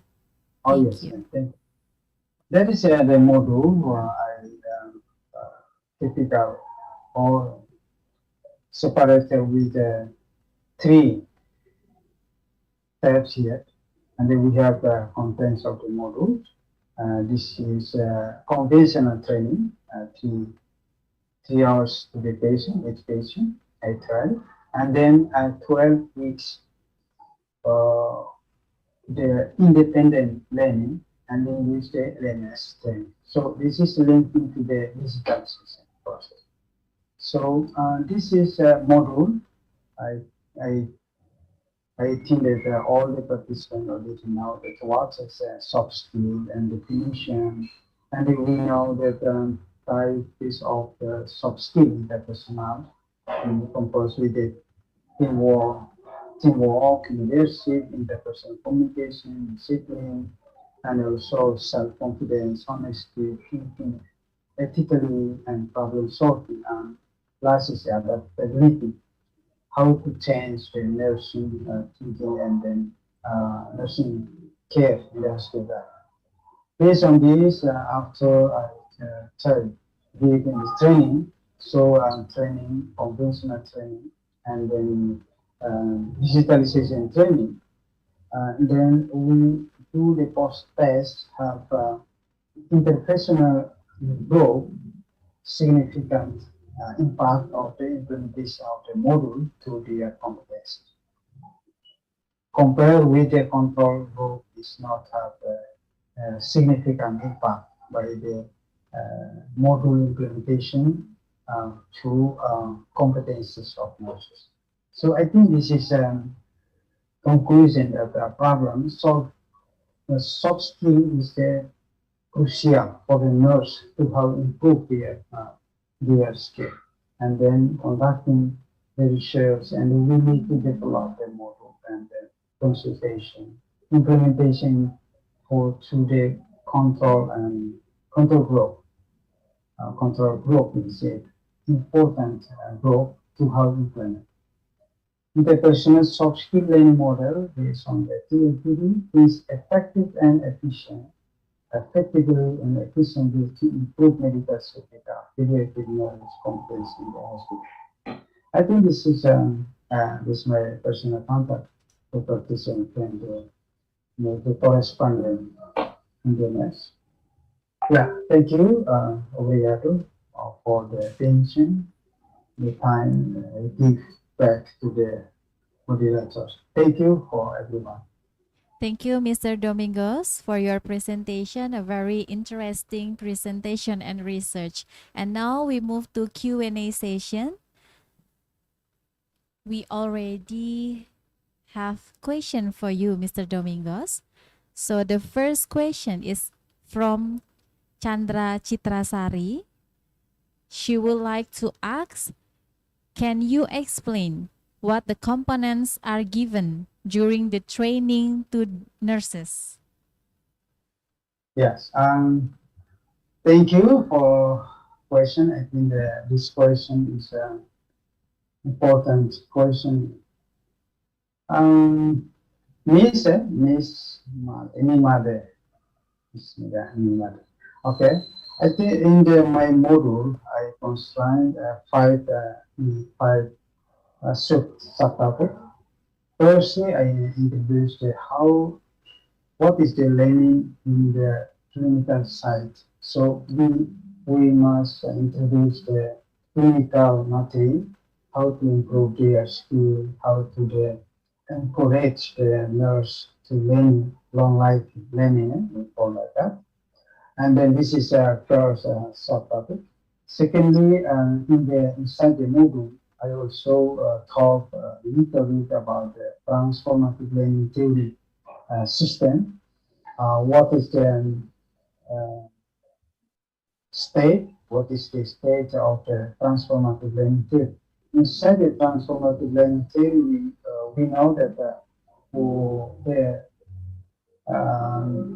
we have 10 steps here, but I use the 5 step, important step to how encourage the participant in this training.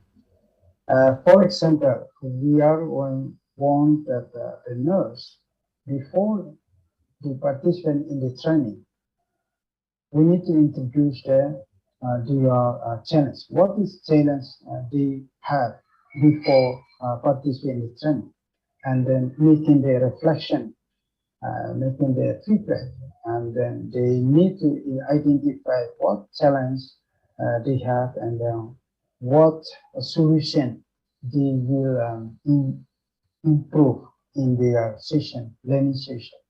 This is a second point of the module, inside the module. First is about digitalization system. We know that globally, we already entered into the 4.0 industrial revolution. So nurse need to introduce, need to understand how use the learning management system. Inside the learning management system, will I give the username and the password. They try to access to the learning management software. So all the material I already added into the this application. So nurse will be enjoying learning for their self inside the learning management system was I identified. And then next is I talk about this soft interpersonal soft skill. Inside the module, I identified 9 important issues where I present before that we start from the teamwork. How nurse will be increase their teamwork culture in the teamwork, uh, improve their trust between the nurses and another team, how they are looking for the mission vision of their caring in the war. For example, in the medical surgical, what is the objective? What is the mission goal in here? So they will need to working together. So thinking together, sit together, and decide what is the best of implementation process in the nursing care in the medical surgical. This is one example. Lastly, I will introduce about the nursing competence, whereas based on the ASEAN standard, we know that the ASEAN standard already decides the 5 domain of the nursing, start from the practice based on the ethical, legal, um, how the nurse will be familiarized with the research publication, writing this, and how can they try to improve the quality of the caring in the work.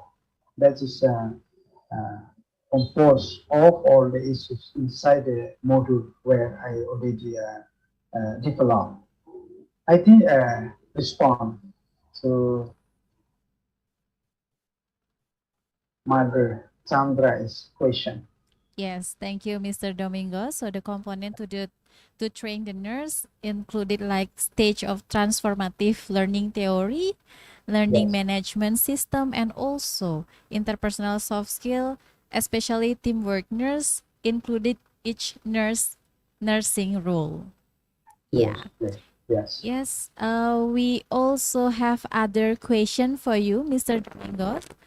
It came from Nita Sriwahyuningsih, and the Okay. question is, what challenges and problem did you found when providing training to nurses?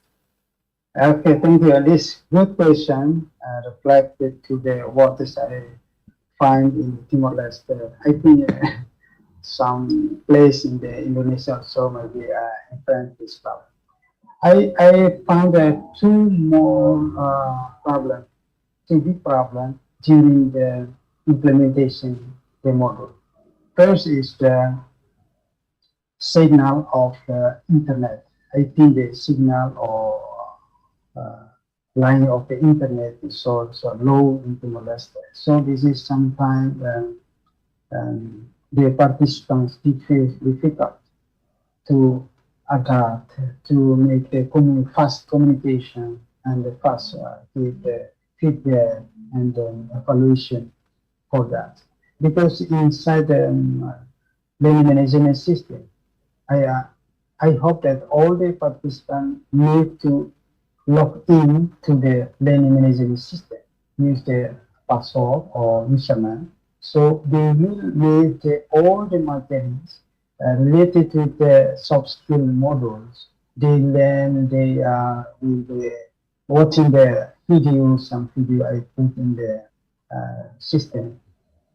This is something difficult to their self.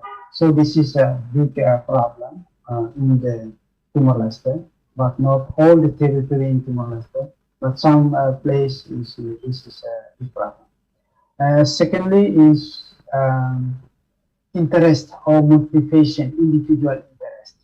Sometimes we see that our nurse, when they work in the hospital, they are busy to how give the caring to the patient, and there is a become the reason, fundamental reason. They say that I don't have time. Sometimes they say I don't have time, not interest to learning, because sometimes they believe that I already become the nurses, I already work, and I get a salary each month. So what benefits I need to learn more, learning, continue to learn about that. So this is I call it interest, individual motivation. So two big problem. This is impacting the during I try to provide the training to the nurse in Timor-Leste. I think more, but I priority to big problem like this. I think this, moderator. Okay, thank you, Mr. Domingo. So the problem, the first one is about the internet, and the second one is about the interest of the Yeah. nurses, especially they also busy with their Yes. own activity in the hospital. Yeah. Yeah. So thank you very much, Mr. Domingos, to sharing with us. So now we move to the next agenda to deliver certificate to the speaker. For this session, we invite Mrs. Adi Satriani to hand over the certificate to the speaker. To Mrs. Adi Satriani, time is yours. Thank you, moderator, for the time that you given to me. Mr. Domingos Soares, thank you very Yes. much. Yes, for your Thank you. willingness. Yes, Nice to meet you all. yes, to share your knowledge and your experience to us today. Now, I would like to give this certificate as our appreciation for your participation in this seminar. Thank you, Mr. Domingos. Thank you so much for moderator and then speaker, all the speaker, and then especially for participants. Thank you. Thank you very much for Miss Adia Satriani and also Mr. Domingos. Very much appreciated for that. Hope to see you again soon. Thank you. Nice to meet you. Congratulations for everyone. Okay. Ladies and gentlemen, we still have our last speaker. The fifth speaker is Niluh Adi Satriani, SKP MKep SPMAT. And her topic is about quality of life in postpartum women with HIV AIDS. Firstly, I would like to greet our speaker, Miss Adi. Hello, how are you? I'm fine. Thank you. Yeah, you're the last speaker in Yes. this today's seminar. So for your session, we have 20 minutes and divided into two sessions, 15 minutes for presentation and 5 minutes to Q&A session. Before we start, I will read briefly your profile. Niluh Adi Satriani, SKP MKep SPMAT, is lecturer in the Bachelor of Nursing Program, Institute of Technology and Health Bali. She was graduate from University of Indonesia and currently she is studying doctoral program at Udayana University. Her specialty is maternity nursing and active in research, community service activities, and also innovation. Ladies and gentlemen, please welcome our speaker, Miss Adi Satriani. Miss Adi Satriani, time is yours. Thank you very much, moderator, for the time that's given to me. Ladies and gentlemen, and to all students, it's very nice to meet you today. I hope we all in a good condition. Today, I would like to present my topic in this seminar about quality of life of postpartum women with HIV/AIDS. This is my outline. The first is introduction, and then quality of life of postpartum women with HIV/AIDS, and then psychological and physiological of postpartum women with HIV/AIDS, effort to improve the quality of life of postpartum women with HIV/AIDS, and the last is summary.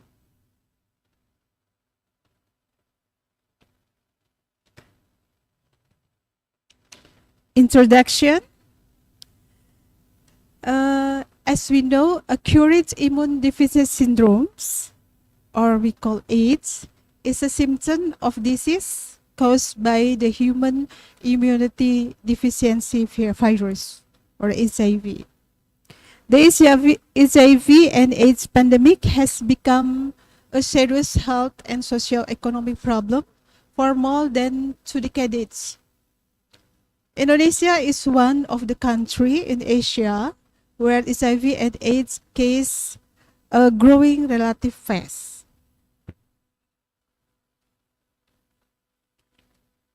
This is data of HIV/AIDS case in Indonesia with source of data from SIHA from January to March 2022. We can see the top 5 provinces with the most HIV. The first is Central Java, West Java, East Java, Jakarta, Banten. That's the top 5 provinces with the most HIV in Indonesia.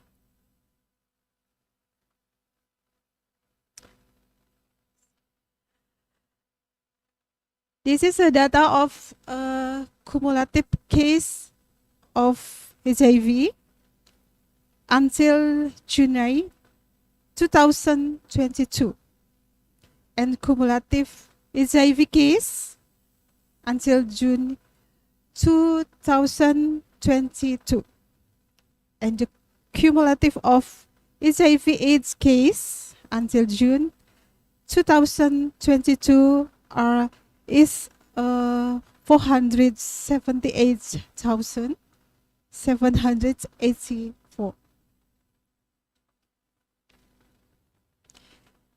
HIV/AIDS can be transmitted from mother to baby during pregnancy, intranatal and postnatal, especially postnatal through the process of lactation.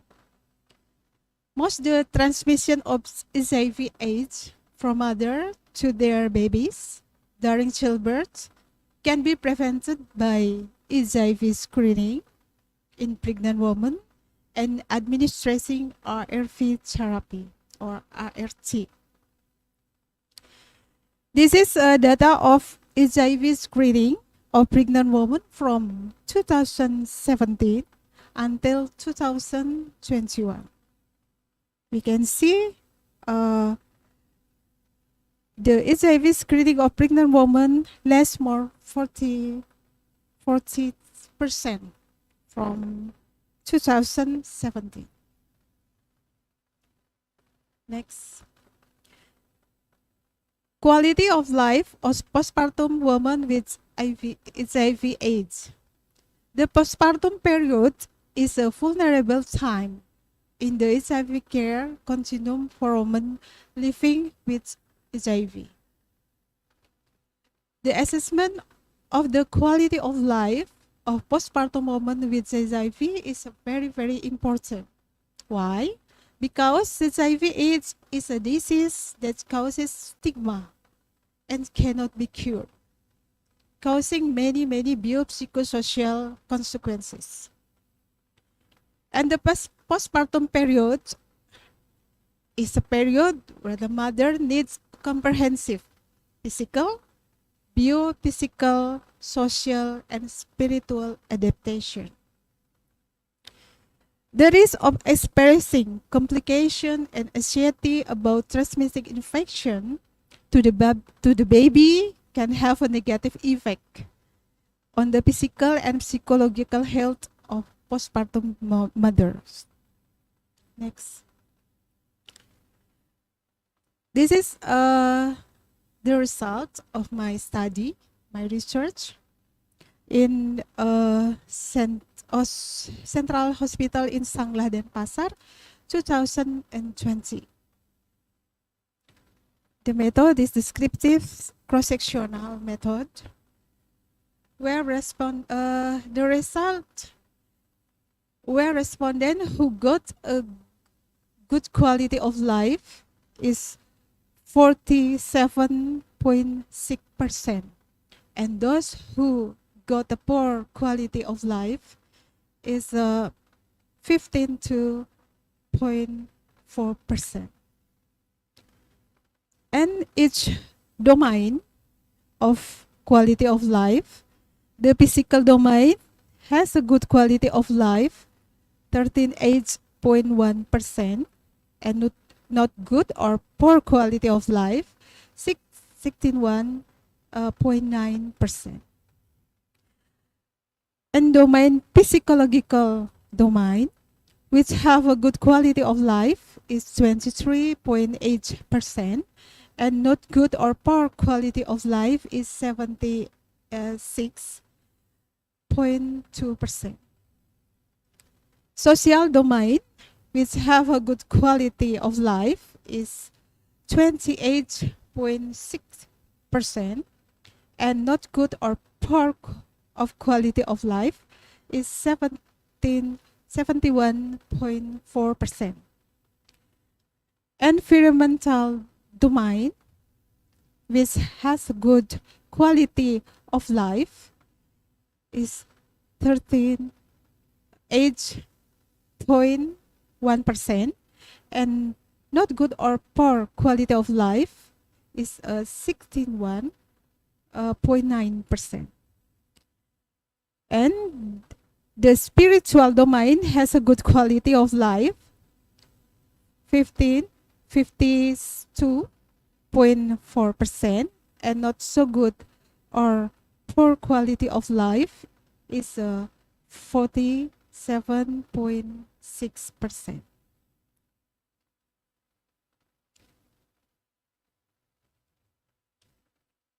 This is another study about the quality of life on a postpartum mother with HIV/AIDS by Pereira and Canavaro in Coimbra.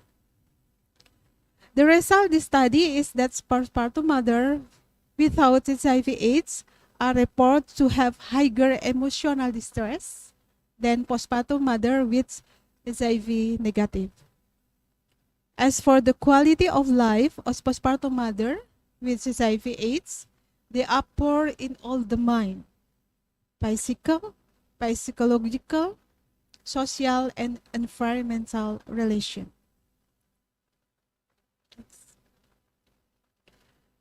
This is a psychological and physiological of postpartum woman with HIV/AIDS. And the first is a loss response. It's the same like loss and grief response. Denial, sadness, anger. Another loss response is worries about the future. Problem of psychological support, negative stigma against HIV/AIDS, experiencing a physical response, social interaction disorder, and feeling of shame toward family and society. And next. Effort to improve the quality of life of postpartum women with HIV/AIDS. For the first effort is lifelong antiretroviral therapy (ART), promotes quality of life and good health among HIV positive men and women. Women on long-term ART perform very well compared to the other group, with over 93% showing a good quality of life and no one showing poor quality of life. Despite many inhibiting factors, women who faithfully and consistently continue ART enjoy a good quality of health and life. Adequate preparation and supportive health system are essential to ensure long-term adherence. But women's attitude and commitment are also important. Next. Every pregnant woman who is found to be HIV positive must take ARV treatment to suppress the exciting virus. Most of the transmission of HIV/AIDS from mother to their babies during childbirth can be prevented by administering ARV therapy during peripartum.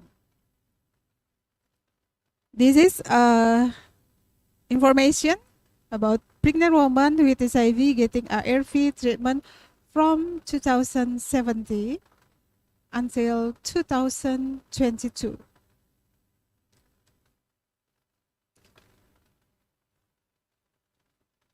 However, simplified, new and effective ART has not increased retention in care or long-term care ART adherence, especially among women.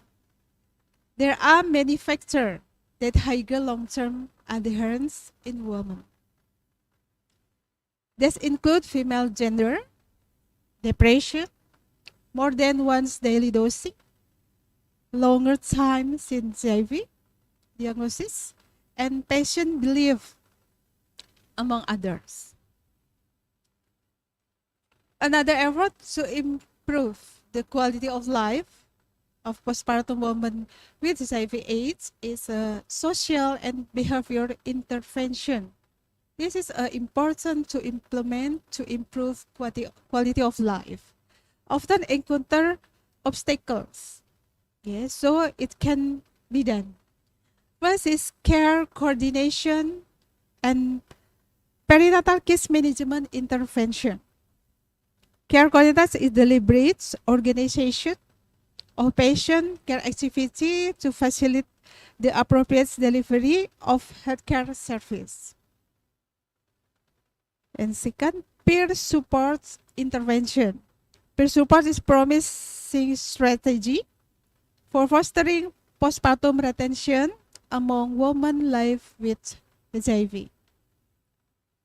And the last word, technology-based intervention. There is growing evidence that technology-based intervention, such as automatic telephone communication system and text messaging, can change patient health behaviors, improve clinical outcome, and increase healthcare utilization. This is a summary of my presentation. The postpartum period is vulnerable time in the HIV care continuum for women living with HIV. Assessment of the quality of life of postpartum women with HIV is very, very important. HIV is a disease that causes stigma and cannot be cured, causing many biopsychosocial consequences. Lifelong antiretroviral therapy, ART, social and behavior intervention are important to implement to improve quality of life on postpartum women with HIV/AIDS. Okay, thank you. That's all my presentation. At the time, I'm hand over to moderator. Thank you very much. Thank you very much, Mrs. Adi Satriani, for a great research and presentation. And now we move to question and answer session. And we already have some question in the chat box. The first question is from Kadek Sriasi. Good afternoon. I want to ask Ibu Adi Satriani, how is family support for postpartum mothers with HIV and also family and community acceptance based on your research, especially with different culture background? Do you want to answer directly, Mrs. Adi? Okay. Yes. Okay, thank you for the question. I would like to ask the question. The family support in my research include for domain. Family support about physical domains, psychological domain, social domain, and environmental domain. The physical domain is help the patient if have many what is that like in Indonesia we call keluhan, yes, like dishing and another, and then a psychological domain about positive feeling. Yeah, support for the for patient positive feeling, self-esteem, and personal belief. And social domain about personal relationship, social contact, social support, and sexual activity. And environmental domain, that's about freedom, quality of home environment, physical safety and security, financial status, and involvement in recreation activity, health and social care quality, and accessibility. Okay, that's from me. Thank you. Okay, thank you, Ms. Adi Satriani. So include 4 domains: physical domain, psychological domain, social domain, and also environmental domain. And next, we already also have the other question. It came from Ana Agung Istri Wulan Krisnandari. So good afternoon. I want to ask Ibu Adi Satriani about her research result.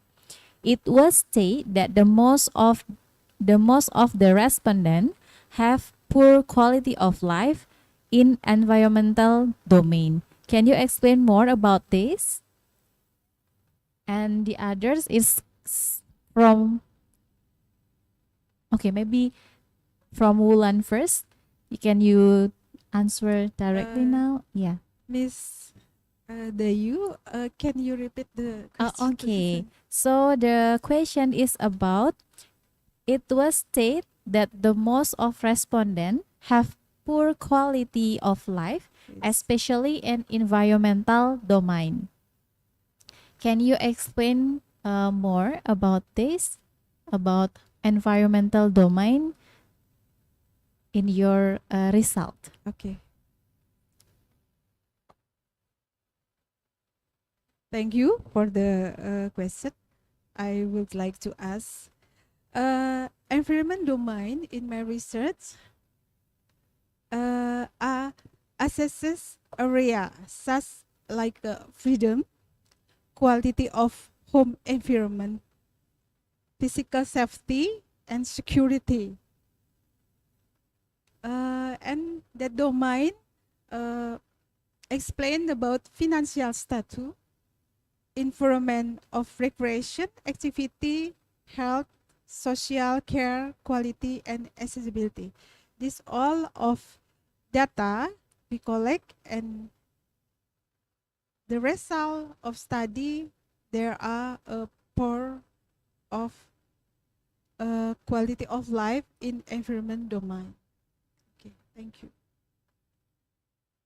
Okay, thank you, Miss Adi Satriani. So, in here, the result in environment domain, it's included financial status and also social care. And this domain is a more poorly among all of the domain in the quality of life. Okay. Yes, thank you, Miss Adi Satriani. We still have time, and we invite one question to you, and this is came from Debbie Pramestia Novi. So her question is, I want to ask Miss Adi Satriani how to increase quality of life of baby born with HIV/AIDS. Is the question clearly for you, Miss Adi? Okay. I would like to answer the question. For the baby with the HIV/AIDS, or the baby have a positive HIV, we have controlling for the what is that? Controlling for the cure, for the medicine for the baby, and we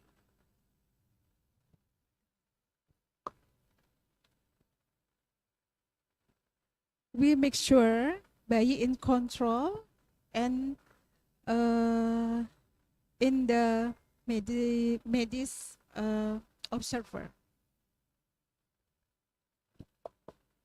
So you mean like the baby it's need also care from the Care, medical yes. or health professional, Yes. and also they need to take medication Take too, medication too. so Yes. for increase their quality of life. Yes. Is that and correct? And the medicine as recommended from the doctor. Also, the baby need to take medication, but from suggestion from the doctor. Suggestion from doctor. Okay.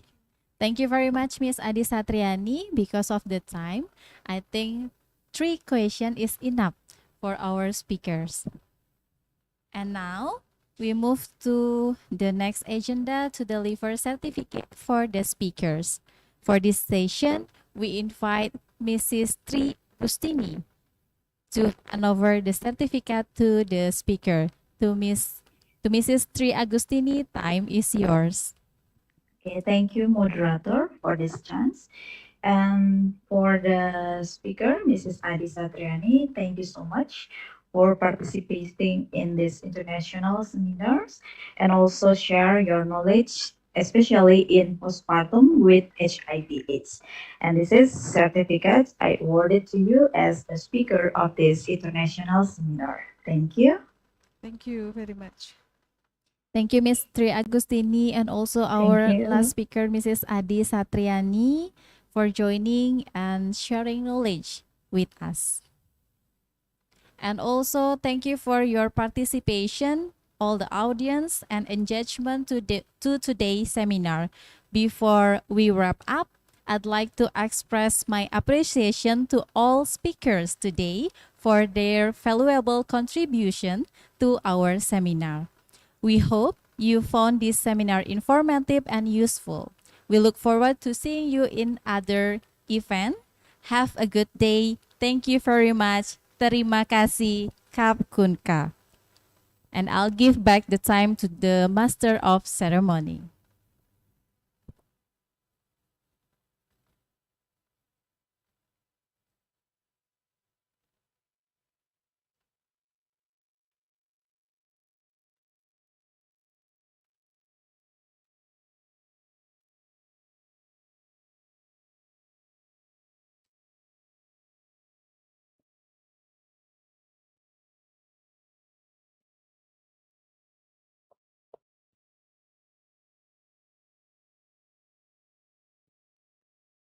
Thank you for Nurse Ida Ayuningrat for taking the main segment of our program.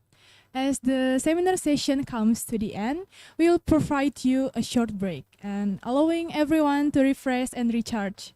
We invite all participants to take a break on their own and we will reconvene in 1 hour later. Thank you.